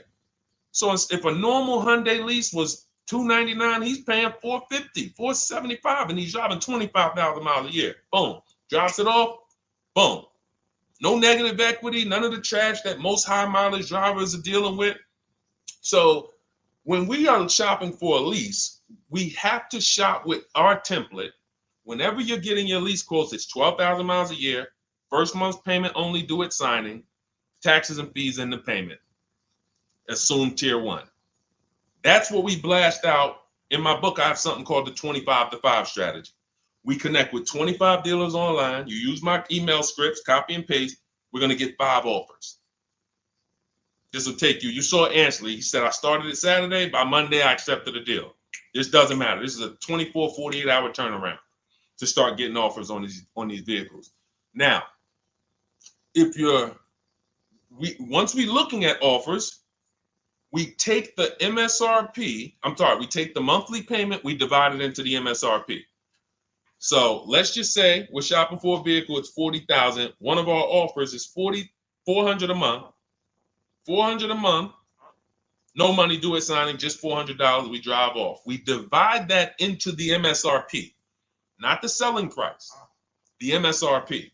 So now we divide that into $40,000. we can see and we multiply by 100, that's a 1% lease. The 1% lease rule has been around for the last 20, 30 years. If you could lease a vehicle and the offers is under 1% of the MSRP, it's a steal, great value. Because a $40,000 vehicle with no money down to buy would cost probably $800 a month on a 5-year loan. So it's incredible value. It's a steal. You don't have to worry, am I overpaying? Nowhere near. You're still in the vehicle. And we have some people who shop from home using the car. If you're Deshone, do those deals really exist? If you're on YouTube or Facebook, you can see right now, look, Greg got a 1% lease on his Kia EV6 Win, $527 a month, $56,000 vehicle. Look, Zafrina, $579 a month, $65,000 vehicle. Ansley, you saw Ansley's Infinity. Rosalie's Infinity truck. Right here. Look, it's paying $592 a month, $59,000 vehicle. 1% lease deals are out here when you know how to shop. Now, that's a steal. That doesn't mean that's the best. That doesn't mean, oh, if I can't get a 1% deal. In order to get a 1% deal, you have to not just shop. You need major support from the manufacturer. The lease program has to be good. The rebates have to be good. The residual value have to be good. The money factor, which is the interest rate, have to be good. There's a lease program that no dealer can control. So when we get these offers, that's how we're judging them. Divide the monthly payment into the MSRP. In my book, I have a calculator that I created where we put all our offers into it, and then it spits out what we call counter offers. So we get 5 offers, 7 offers. We put them all into this calculator I created. Again, this is the best $24. If you get there for $24 before that 30-minute timer and you get your copy, it'll be the best $24 you ever spent. I hold myself accountable to that. You can Google the book and read the reviews. There's software that we created that that's how you're judging your leases. You're looking and you're comparing to the 1% rule. Now, when you get to 1.5%, we can't make those deals. We're paying too much for a vehicle that we're giving back. We have to see, there was no indicator before I created the 1.5% rule. As much as I love educating people on leases, the only people who should be leasing is if you're not keeping your cars 8 years. All of you long-term people who are like, you keep your cars more than 8 years, don't think about leasing at all. You should be shopping for below market purchases. But if you're not keeping your cars 8 years, you're losing thousands of dollars not leasing cars. Depreciation is where you lose. Resale value is where you lose. So the 1% rule is what our anchor is, but 1.2 is great value. 1.3, great value. 1.4, good value. 1.5, good value. Anything over 1.5, now we're paying too much for a vehicle that we're giving back. So that's how we're judging. That's how we're judging and comparing our lease offers. And with the calculators that are in my book, you can literally do this in seconds. This stuff, these mathematical things that used to be complex, even hard for me to explain, when you're using the stuff in my book and you're seeing, wait, man, there's calculators, I can do this, boom, boom. Why don't these calculators exist on Google? Because anything that makes dealers compete, they're not going to make for you. They'll make stuff for you that allows you to see more and do this and make it easier and faster and connect to get a loan quick. But competition, any tools that create competition, they're not going to make those for you, because that's where the real money comes off, when you make dealers compete. Okay, so you want your copy of Cars from Home, 7 Steps to Saving Time, Money, and Avoiding Dealerships. Click the picture of me on Instagram or TikTok. It's going to take you to my bio. You won't leave the broadcast. Click that link and then click the button that activates the 75% off, and you'll have 30 minutes. Once the timer goes to 0, the $97 price is what you have to pay if you want it. It's up to you, but $24 is much better than $97. $97 is still a great price. I have no doubt that you guys would write me, especially the more you use this. 1, 2 cars, 3 cars. You get 1 lease this year, a used car next year, a new car about 4 years. And Deshone, what about when websites change? What about, this is an online system. Websites go out of business. Vroom went out of business. They were in my book. We used to get bids from them. to sell cars to them. When we were shopping for used cars, they were in my multiple marketplace strategy. They went out of business. I went right into the master file, updated the 9,000 people that had a book. It was probably like 2,000, 3,000 at that particular time. And the next time people opened the book file, there was no room. That's why the book is digital. That's one of the reasons. You'll see the other reasons is I have scripts that I link you to. I have PDFs I link you to. Videos I link you to. I couldn't do this with a real physical book. So again, in the YouTube comments, in the Facebook comments, we have a link for you guys to get your book at 75% off for 30 minutes and use it. All right, Dolan, shoot the next one then, brother. Let's go. How old of a used car should a person buy? That's based on budget. I like to start with when we open those marketplaces, Tony, you want to start with the most recent cars. The first thing you're doing when you open up the marketplaces, y'all, first of all, we're creating accounts. Out of all those marketplaces I named, 6 or 7 of them, we use 8. We use eBay Motors, we use Carfax.com, we use Cars.com, Autotrader.com, CarGurus.com, Carvana, CarMax, Driveway, and that's 8. 7 of those, or 6, allow us to create an account. Why is it important to create an account? So that every single new car that matches our criteria, as soon as it's listed, we get a notification. The people who have that notification on, most of them don't know how to assess the market like I'm showing you. So even if they get a notification that the car was just posted, they're not going to have the information to take advantage of it. They're going to hesitate. What we do is the first thing we do after we create our account is we're now assessing the market. Where's the low prices? Where's the high prices? And I'll usually go 3 years back, sometimes 4 years back, and let's assess the market. Now, I have another calculator in the, matter of fact, let me show this to you guys. I have another calculator. It's called the Perfect Budget Calculator. The Perfect Budget Calculator. What this does, you guys can't see this on YouTube, but you can see it on you can't see this on TikTok. But if you go over to YouTube, Facebook, or Instagram, you'll be able to see what I'm sharing right now. Now, what often happens is, let me share this. Hang on. Boom. Okay. So now what often happens is a lot of you will say, I could put down $2,000, but, if I don't have to, then I won't. Or, if you get a car and you pay $15,000, if you pay $500 a month for 5 years, that's a lower price you paid than paying $500 a month for 6 years. So ways to manipulate our budget is to shop within our budget for a shorter loan. This is all stuff where I said, okay, people don't know they need to be doing this. So let's make a tool that does it for them. And this is, you get access to this when you get your copy of Cars from Home, my book. So let's say we do something called an equity assessment. Everybody who has a car, remember I was mentioning a little while ago, we go to these websites, Driveway, all these, and we find out what our car is worth. Let's say you're like, man, okay, if I sell my car to CarMax, I'm actually going to have $3,200 of equity. All right, so when I sell, I'm going to put that into my budget. All right, now my down payment, max I could comfortably do is $1,500. That's max. Now, we use the average interest rate. And in my book, I give you a link to see what the average interest rate is at the particular time you're going to be shopping. Let's just say it's 6.9.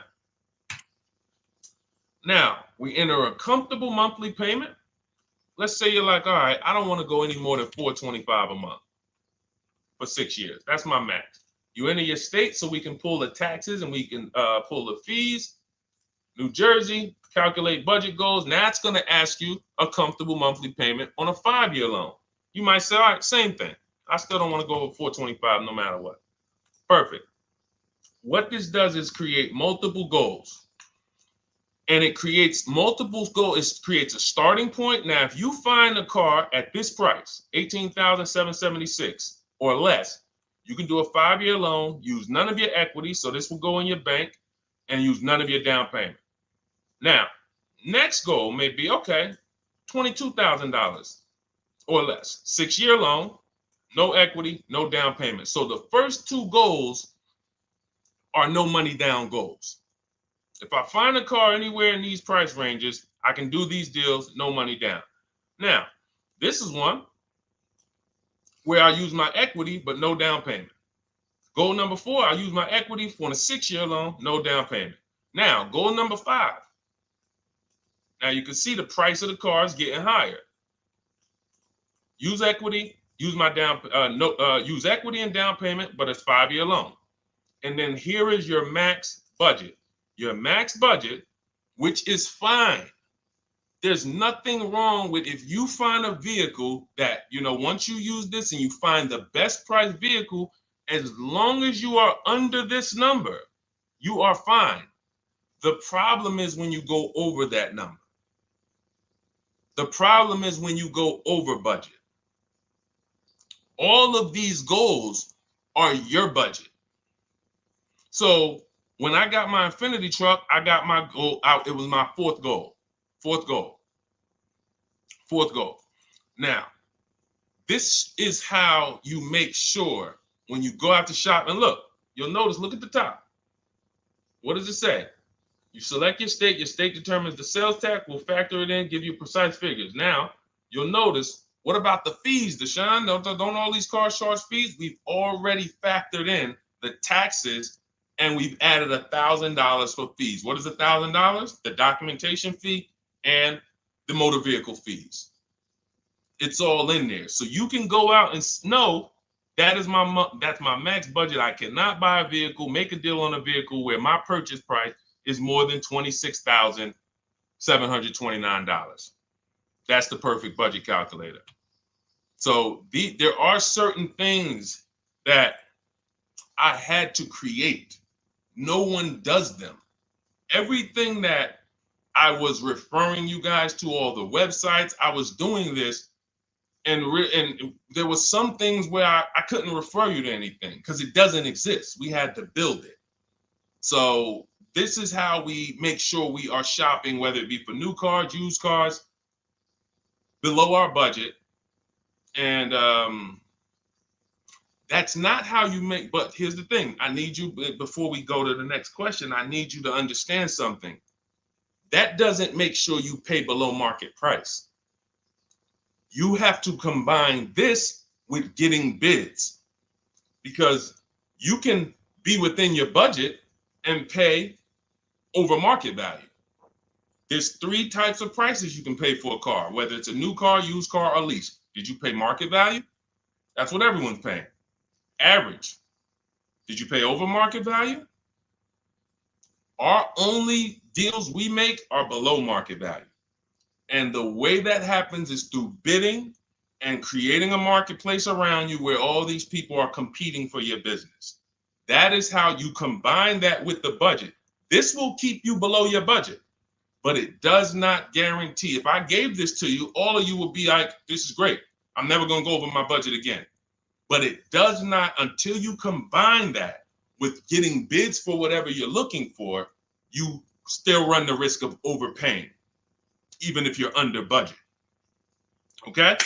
Clear? Type $ if you're all clear before we move to the next question. And there's no way for us to do this manually. If there was a way that you could do this manually, trust me, I would have told y'all to saw me make a video about it all day on my social media. There was just no way. We had to build software.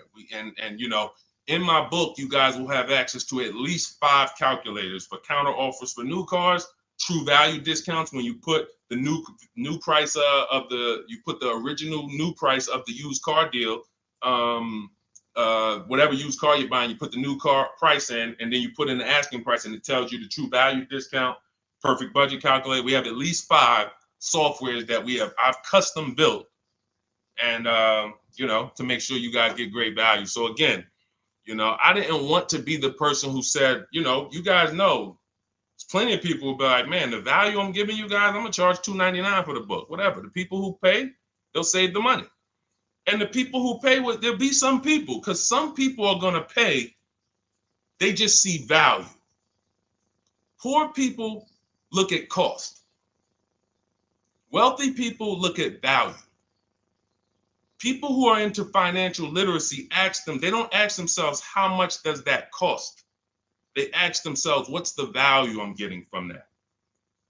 And I could have said, well, you know what? I'm going to help you pay less than everyone on new cars, used cars, leases. We'll do $200, $300 for the book. And I only want to sell it to 1% or 5% of the pie. But at the end of the day, my mission is to help as many people want to be helped. And so that's why I said, okay, $97. But even our welcome offer, you got a chance to get it for $24 if you get there before the 30 minutes is up. Okay? YouTube link, get your copy. And make sure you save the support email, guys. If you see it scrolling across the screen. If, for instance, you don't get your book in 5-10 minutes, it's usually because you typed your email wrong.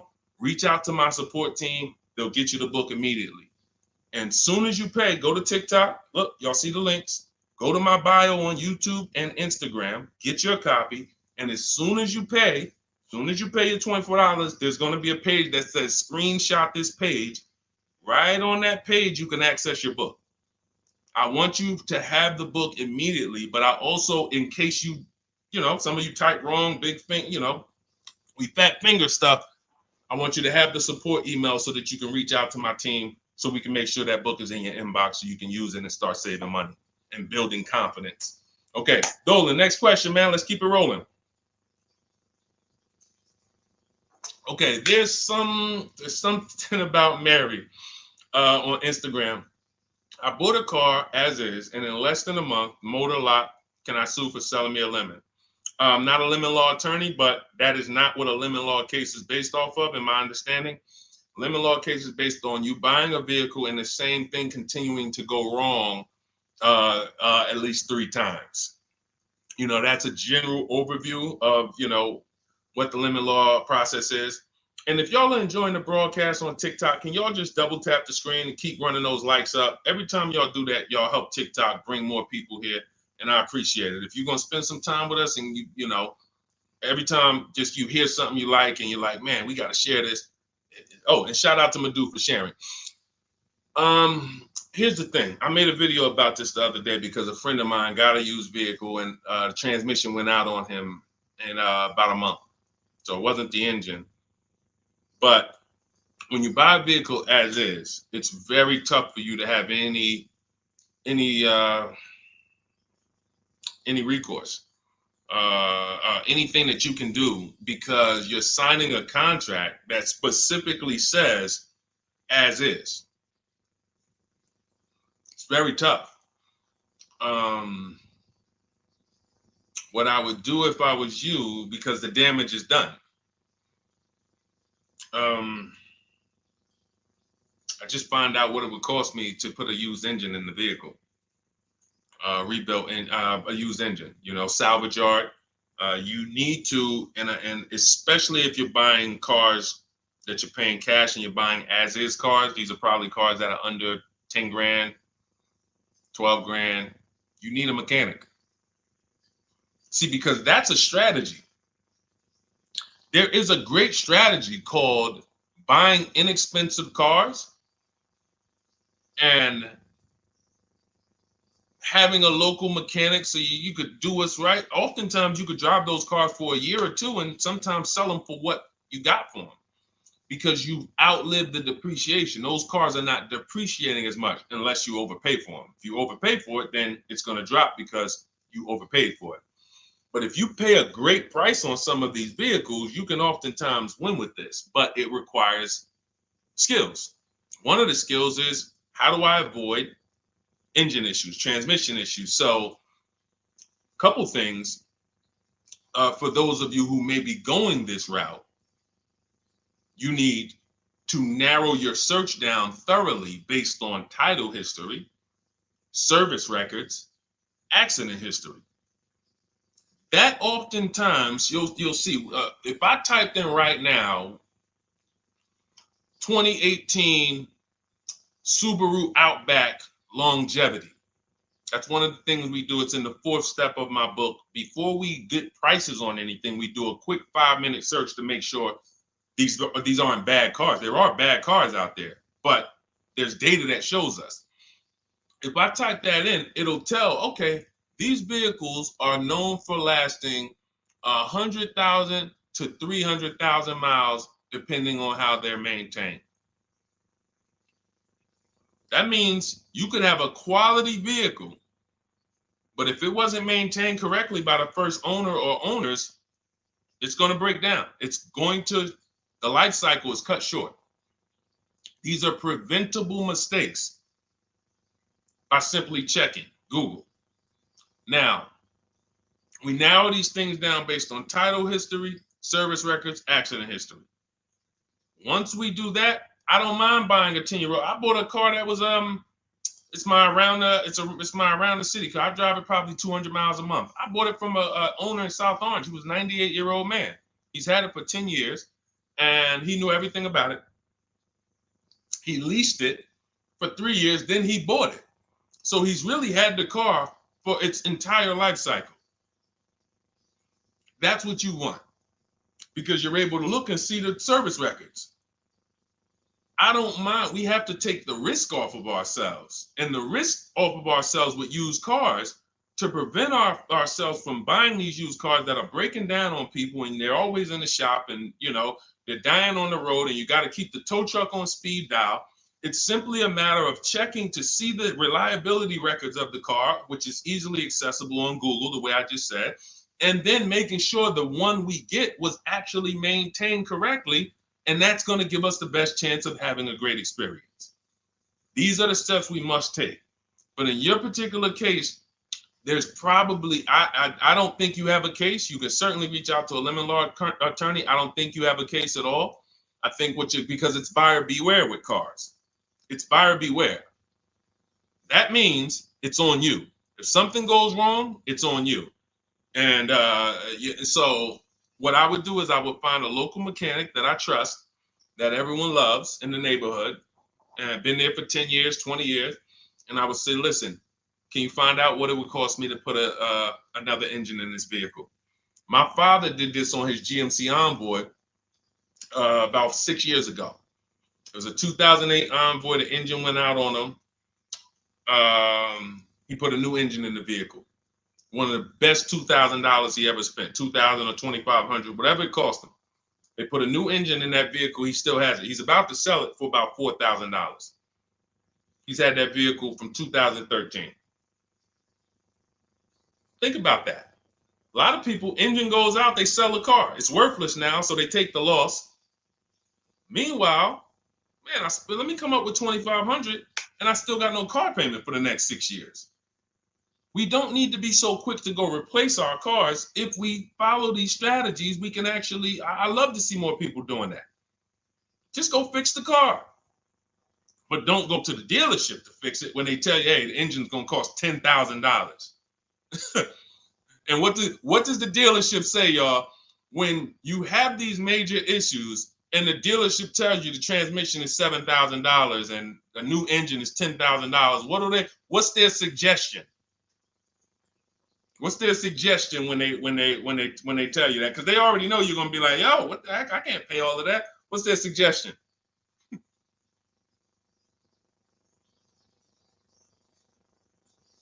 see, let me give y'all some time to type. I just want y'all to know, this is how the system works. So I know somebody. Look, thank you, J. June. Trade it in. Thank you. You see how we can? Oh, look, N.Y. Anderson, buy a new one. So what they do is, exactly, Victoria, they're going to suggest a new vehicle. So if we know, now watch this, as your vehicle is worthless, you don't have any opportunity to put it on a competitive market to see Well, how much would somebody pay for that? They've already assessed the value, and they want to structure your deal, have you take that major loss for that engine. They're going to put the engine in for a lot less than that, and they're going to resell it, and now they sold you another car. When you could have just literally went to a mechanic, got a rebuilt or got a used engine, put in that vehicle, cost you $2,500, maybe $2,000, and literally you're on the road for another couple years with no car payment, keeping money in your household versus now I'm in another $400 a month payment. Okay? This is what it's about. And if you're like Deshone, well, I don't want to keep a car that long. We talked about you earlier. You shouldn't be buying cars. Because the keepers on here who keep cars 8 years, 10 years, who has a car they've had in their driveway for more than 8 years? Type the number of years. I want to explain something we're gonna help a couple people learn a lesson here about themselves, because they're gonna be like, they're gonna realize they're not keepers. Look, look, we need to show people, because some people think, oh, I keep my cars a long time. I keep them about 6-7 years. We need to show that that's not a long time in the world of cars and depreciation. So Michael, 15 years. Michael got a car that he's had for 15 years. Let's go. Type the number of years you've had it if it's more than 8. Look, Vancia, 11 years. Let's see. See, a lot of people don't keep their cars. Look, N.Y. Anderson said, I drove my last car 14 years. All right, Connie, 15 years. She has a 2004 Chevrolet. Tony on Facebook, 2006. Now, watch this, y'all. If you ask me, Deshone, what's the way to get the most money out of a vehicle? It's to do what they're doing. Tanaya, 9 years. No, Renata, not less than 8. Not less than 8. We're trying to put you into a different cat. We're trying to help you see the category you should be in. Look, 9 years. Donna, 15 years. What's so important for y'all to see about these people is that they have beat depreciation. And that means whatever their vehicles are worth today, a year from now, they're going to be worth about the same. If their vehicles are worth $4,000 today, a year from now, they'll be able to still sell it for about $4,000. But the thing is, they're trying to get the most money out of it because the cost of replacement is expensive compared to what they're doing. No matter how much they got to pay to keep those vehicles on the road every year, a little couple $100, maintenance, whatever, it's nothing compared to going and getting a new car and bringing hundreds of dollars a month or thousands of dollars in the form of cash out of our household.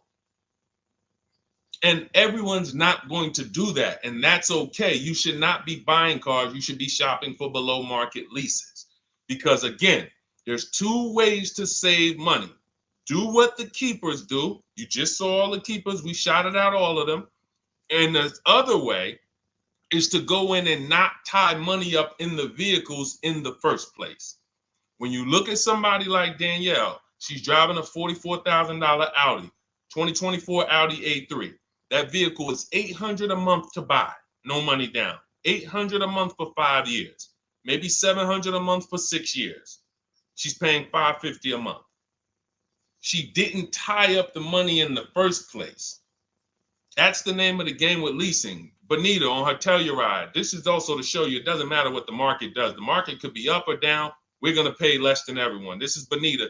She got a Kia Telluride during the pandemic when everybody was paying ridiculous prices. That's why I show her 2022. Look at the date. She said, I'm driving my dream vehicle, $600 a month.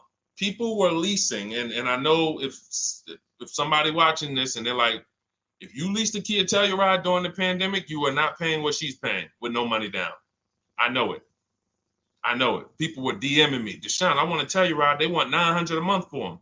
I know people weren't paying $600 a month, but she came in, used our bidding system, used the same strategies you're going to have access to in my digital book. She got $600 a month from home without being in a dealership. Her dream vehicle. This is how you win. You're either going to not tie up your money in vehicles. You're going to drive new vehicles that don't have problems because they're always under warranty and you're paying cents on the dollar compared to people purchasing. Or you're going to be a keeper like Michael and like Donna and like the people who said, okay, I'm keeping my vehicle this long. That's why in my book, it's 7 steps. But the first step is to ask yourself how many years you're keeping your next vehicle. That is the first question I would ask you if you and I were shopping together. My first question to you would be, Michael, how many years you want to keep the next vehicle? 8 or more or less than that? If you said to me, Deshone, I'm going to keep it at least 8. All right, let's go for the purchase. New or used, depending on budget, but we're purchasing. We need to find a below market purchase. If you said, Deshone, I'm 6 years max. I can't see myself keeping a car more than 6 years. All right, we're going to shop for a below market lease. Because the money you're going to spend in a below market lease, when you get these below market lease deals, not commercial leases, not what you see on advertisements. Those are ridiculous prices. We don't pay those prices. None of these people that you see, Greg, Charles on his Palisade, none of these are advertisements. They're thousands less. But when you're putting money in the cars and you're driving brand new cars, this is how it was for me when I was 22. This started for me at 22. I was working for Pontiac, and I leased a brand new Pontiac G6. It was $256 a month. $256 a month. It was like a $21,000 vehicle. Same time, I had a friend of mine. She got a I don't want to say it because she might be watching this, and this is no shot at her. I didn't understand enough to teach her back then because I was new in the business. She went and she bought, let's call it a Honda Civic. Now my car was bigger because the G6 was a mid-size vehicle. The Honda Civic is a compact vehicle, but she bought it. $20,000 vehicle, 22, whatever it was at the time, paying almost $500 a month. Like, that's a $500 payment. That's what it is. So my young household, I got a newborn daughter. I got a new car I'm paying $256 a month for. Same time, it's got families around me. They're in their 20s, but they're paying $500 a month. This is what showed me, wait, something's going on. And I never stopped. I bought a used car at that time, but since I've had 4 Infiniti leases, I've had a Jeep Grand Cherokee lease, and people always think, D, you must be paying ridiculous money. I see you get new cars every 3 years, but they don't. I'm driving $40,000 cars, $45,000 vehicles. I never paid over $400 a month. Not one of my lease payments was ever. I remember I got this Jeep Grand Cherokee, and it was a $35,000 Jeep Grand Cherokee Laredo, 2018. When I got my offers, the best offer was $330 a month. 12,000 miles per year. And that's what I was driving. If I was driving 15, I would have bumped it up to 15,000 miles per year. I got $330 a month. I went in there and I gave them $330 for that Jeep Grand Cherokee, and I drove off. $35,000 vehicle. This is what I'm telling you guys. This is what is called deal structure. If your deal is not on the right foundation, if you buy but you should have leased, you're overpaying by thousands and thousands of dollars. And you're going to have subpar vehicles with that run out of warranty, and you're going to have the same payment. You're going to have higher payments. I need you out of these 2 categories. I need you in one of these 2 categories. I'm either going to keep my vehicle long enough to beat depreciation, 8 years or more, or I'm shopping for a below market lease. I'm not going to be stuck in the middle no more, buying vehicles and then selling them while they still have a loan on them, negative equity and all of this stuff. This is paramount. Okay, the buying versus leasing thing. I need most of you to put this to bed today. And I think I'm one of the only people that goes into buying versus leasing by the numbers. It's not opinion based. It's not, oh, I think you should lease if you're depending on the car here. It doesn't matter the car. Doesn't matter the car. You can see Teddy's, let's show Teddy's luxury. Teddy got a BMW. Doesn't matter. He wasn't going to keep it 10 years. Look, goes on a BMW 2024 i4 M50. It's a $73,000 vehicle, $856 a month.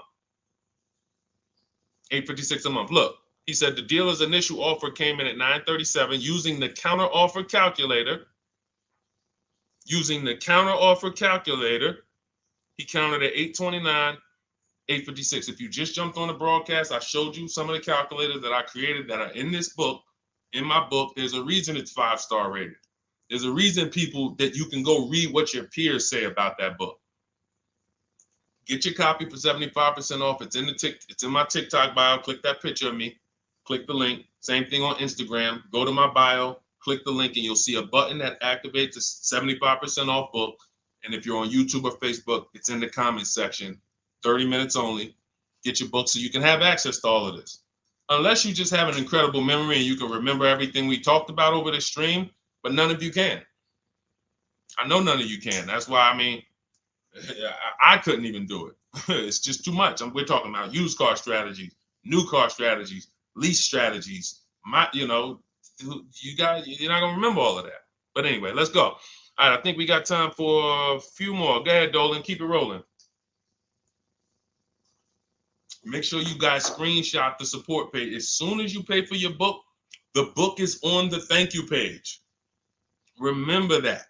I don't want you, I send you the book 2 ways. As soon as you pay, it says access your link below, open it. You can click it and save it right to your phone or computer right then and there. If you do not save it right then and there, make sure you screenshot the support page or use the support email that's scrolling through the screen. This is not for questions. Do not send me general car questions here. I don't answer questions by email. That is strictly for those of you who have your book and you're like, or you paid for the book and you're like, okay, where is it? It's usually because the email was wrong. That's okay. Hit that support email so that my team could send you the link out so that you can have your book today and start digging into it and using it. Even if you're not shopping right now, you can still map a plan out. Go ahead, Dolan, shoot the next question up.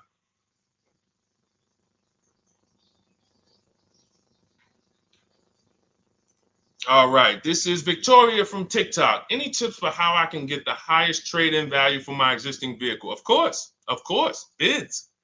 Bids. First of all, you just said a curse word. You may not know, but we don't use that T word here because you're never going to get anything. You're not going to get a max value for anything trading. We are fortunate that we have the opportunity to get bids from cash buyers in the market. And I'm not talking about cash buyers like Facebook Marketplace where a person, it's one of your neighbors from your town coming to look at your car. I'm talking about institutional cash buyers. People who cut a check instantly and, they do an inspection. That Jeep Grand Cherokee I sold to CarMax, they were the highest bidder 3 years ago during the pandemic. I'm not going to tell you what I made because those values don't exist anymore. So it just doesn't even make sense. But, those of you who were watching my videos earlier 3 years ago or using my tips, you guys cashed out and made ridiculous money. When corporations were trying to make money on people, we made money too. But CarMax won the bid. I went down there. They did an inspection on the vehicle. They came back. Accounting department came, cut me a check. I walked away with a check. That's it. You don't want to trade. You want to sell. You want to break your not even break your transactions. I need you, Victoria, to realize there are three transactions in a car deal. Who you're going to sell your car to, that's one. Who you're going to buy your car from, that's another. Who you're going to get your loan from, that's the third one. Now, you're not always cash buyers. Deshone, I pay cash, then you don't need that. Deshone, I don't have a vehicle to replace, then you don't need that. But how do we make sure we get the highest value or the biggest discount? Bids. Each one, we make the market bid. So what you should do right now, Victoria, this is step 2 in my book. After we decide whether we're going to buy or lease our next vehicle, that's step 1. Then we move to what is called the equity assessment. We need to find out, do we have equity or negative equity? Equity assessment. We call our bank. If we have a loan, we find out what our payoff is. Then we're going to go to carmax.com. I'm going to give you the 6 companies. This is the equity assessment process. We do this for leases too. I don't know if we have time to go into that, but I'm sure there's people on here who didn't know you could sell a lease.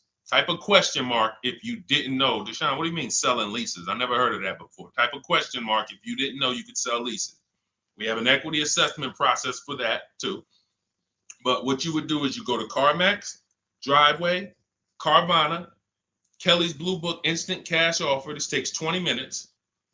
Auto Nation, Sell My Car, and Car Gurus, Sell My Car. Car Gurus, Auto Nation, Kelly's Blue Book Instant Cash Offer, Driveway, Carvana, CarMax. 6 offers in 20 minutes. That's bids. See, everything we do is a bid. That's how we have peace of mind. We don't negotiate. We make people negotiate with each other. There's 2 schools of thought. I want to remodel my kitchen. I want to remodel my whole kitchen. I go in and I have 5 people come out to give me a quote. One of them comes in and I start negotiating with them. Hey, you got to take less. Hey, you got to take less. You got to take less. I don't know if it's a good price or not. But when I come in, the first person comes in, I say, hey, okay, great. Is this your best offer? I'm having a couple other people come by. Oh, okay. Okay, thanks a lot. Next offer? Oh, next offer? Oh, well, listen, look, I could beat that. Oh, I'll give you another 5,000 off. They're competing against each other. When someone knows you are shopping their competition, you're making them compete with each other. They're negotiating with each other, not with you. That's a bar. Type of exclamation point if you got that. When people know you're making them compete with their competition, they're negotiating with their competition, not with you. That's the power of bidding. That's why we got grandmothers and single mothers that can come in and do this. That's why we got people who can come in and do this. You know, how are people getting these prices? Not negotiating, because they're making people negotiate with each other to earn their business. They're making banks negotiate with each other to earn their business. It's a beautiful thing. Banks and dealerships depend on you not making them compete. They want to negotiate with you and try to make you imagine and make you think, well, that's the bottom. That's the bottom. And you think that's the bottom, but that's only their bottom. Their competition's bottom is different. Their competition's best interest rate is different. Their competition's best discount is different. And why is what we do so easy? Because we're right here in our houses. That's why our entire system, our company, my book, our mindset is called Cars from Home. Cars from Home. It encompasses everything we do. Cars from Home. So that's what you do, Victoria. First thing you do is you go to those 6 websites, get your 6 cash offers, and that's going to be higher than any dealer you would ever consider trading the car to. Guaranteed. And this also allows us to eliminate the fake emails we get. All of this stuff is computer generated. I know you guys get these emails. Hey, Deuce, great news. We need your 2016 Kia Optima. We have a customer looking for it. We'll pay you $2,000 over MSRP. Who's gotten those emails? We'll pay you $2,000 over Kelly's Blue Book. Who's gotten those emails? Deuce, the list is CarMax, Carvana, KBB Instant Cash Offer, Driveway, Auto Nation, and Car Gurus. Car Gurus. That's step 2 in my book, the equity assessment process. This is stuff we do before we start shopping. Decide whether we buy or lease is step 1.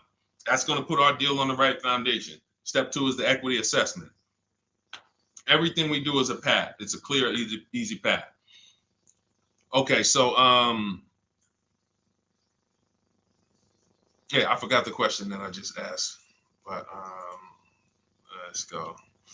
I could already tell. See, I could tell when I'm winding down because y'all could tell stuff will start blurring to me. That's why I'm like, see, and if that happens to me, I know it happens to you. Like that's why I'm like, listen, grab your copy of Cars from Home. It's a digital book. You'll have it in your inbox in minutes. It's continued updates. I probably updated that book 5 times since we originally launched it. Added calculators to it. Those weren't in it originally. I've added the calculators. I'm committed to making stuff better without being like, Like, imagine this. Oh, well, you bought volume 1 of Cars from Home, but I just put a new tool in, guys. Now you're going to get volume 2. And now every time a website changes, you got to get volume 2 and volume 3. And 5 years from now, you're getting volume 9 each time. It's like, no, literally one-time cost. And I can't tell you if that'll be around forever. I can't tell you that.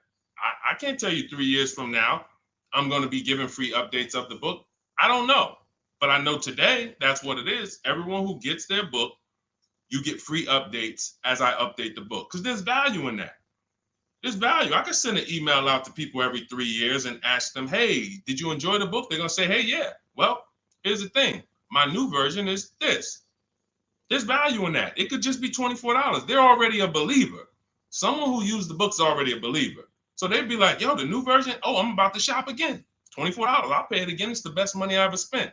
But for now, I'm not doing that. Those of you who have the book, you will get free updates, and we'll keep you on the list to make sure you always get free updates of the book. So your link for 75% off is in the YouTube comments. It's only good for 30 minutes. It's in the Facebook comments, and it's in my Instagram and TikTok bios. Click those links in my bio. Click the button that says 75% off my new book. Get there before the $97, before it goes back up to $97. And make sure you save the support email, guys. Screenshot the support email. It's scrolling across the bottom of the screen. If that book is not in your inbox in 5 minutes, I want you to email my support team. Make sure you check your spam. And I also want you to, as soon as you purchase, you'll see, I say, hey, access your book below. So there's a link where you can click, open it up, get your book immediately if you want to download it, but I also email you a copy. But make sure you save the support email just in case. And again, that email is not for questions. Okay, it's not for car shopping questions, nothing like that. That's only to make sure you get your book. Okay, so great. Listen, great job. We've been on here about 1 hour and 20 minutes. Great questions. You guys know I like to go into detail in these questions. I would love to be able to get through 100 questions in 1.5 hours, but that's just not the way it works. We're not talking about buying, $100 items here. If we were talking about house buying, we'd have to go into detail. These are major items. This is the most expensive item y'all are going to buy behind your house. Think about that. And think about how many people are there to protect you when you buy a house. Think about how many people have licenses. See how that question got asked earlier? Can they sue if it was a house and they did you wrong? Sure. You can go before the real estate commission. People can lose their license. People can lose their ability to practice real estate. If they did something unethical, you can bring them before a court and a judge, and you can have recourse. You can get, justice. Cars, you got nobody. No one's licensed. The person who's helping you buy your car that you're sitting there negotiating with, which I want you to stop, they might have just got that job. And they didn't get that job because they're a finance expert and they're someone who understands how to help you, because they're not going to ever make you compete against. They're never going to put you in a position where you can make them compete. They'll say, hey, let's negotiate. But here's the thing. That person just got a job because, you know how many people walked in a dealership with a good smile and a good personality? 2 weeks later, they're selling cars. These are the people that are helping you. They're not licensed. They didn't go through school. They didn't go through ethics training. They didn't go through any of this stuff that realtors and brokers have to go through to help you buy houses. So when you get your car, it is on you. That's why you want me working with you. You want my blueprint. You're not by yourself. You're watching my videos. Once you get my book, you can stop watching my social media videos. I don't want you watching my social media videos if you have my book. It's just going to confuse you, because what my social media videos do is warn you what not to do. That's what my social media videos do. Don't do this. The worst thing you could do is this. The worst thing you could do is this. Don't do this. My book is teaching you what to do. It's telling you what to do. It's not an education book. It's a do this first. Step 1, do this, do this, do this. Step 7, hey, congratulations, we're taking delivery. We're not focused on that. So once you get my book, you don't have to watch my social media videos ever again. And I want to say that because a lot of people will get the book and still be watching them and trying to piece it together. You got my blueprint. You don't need those videos anymore. Okay? So always a pleasure, y'all. God bless you. To those of you who have your book, make sure you email me when you pick up your cars, send me all the details. Deshone, check this out. This is what I got. This is what I paid, so that we can bring you guys into the stream and continue to tell everybody about you. So about the results. All right. God bless y'all. I will see y'all on the next stream. Always a pleasure.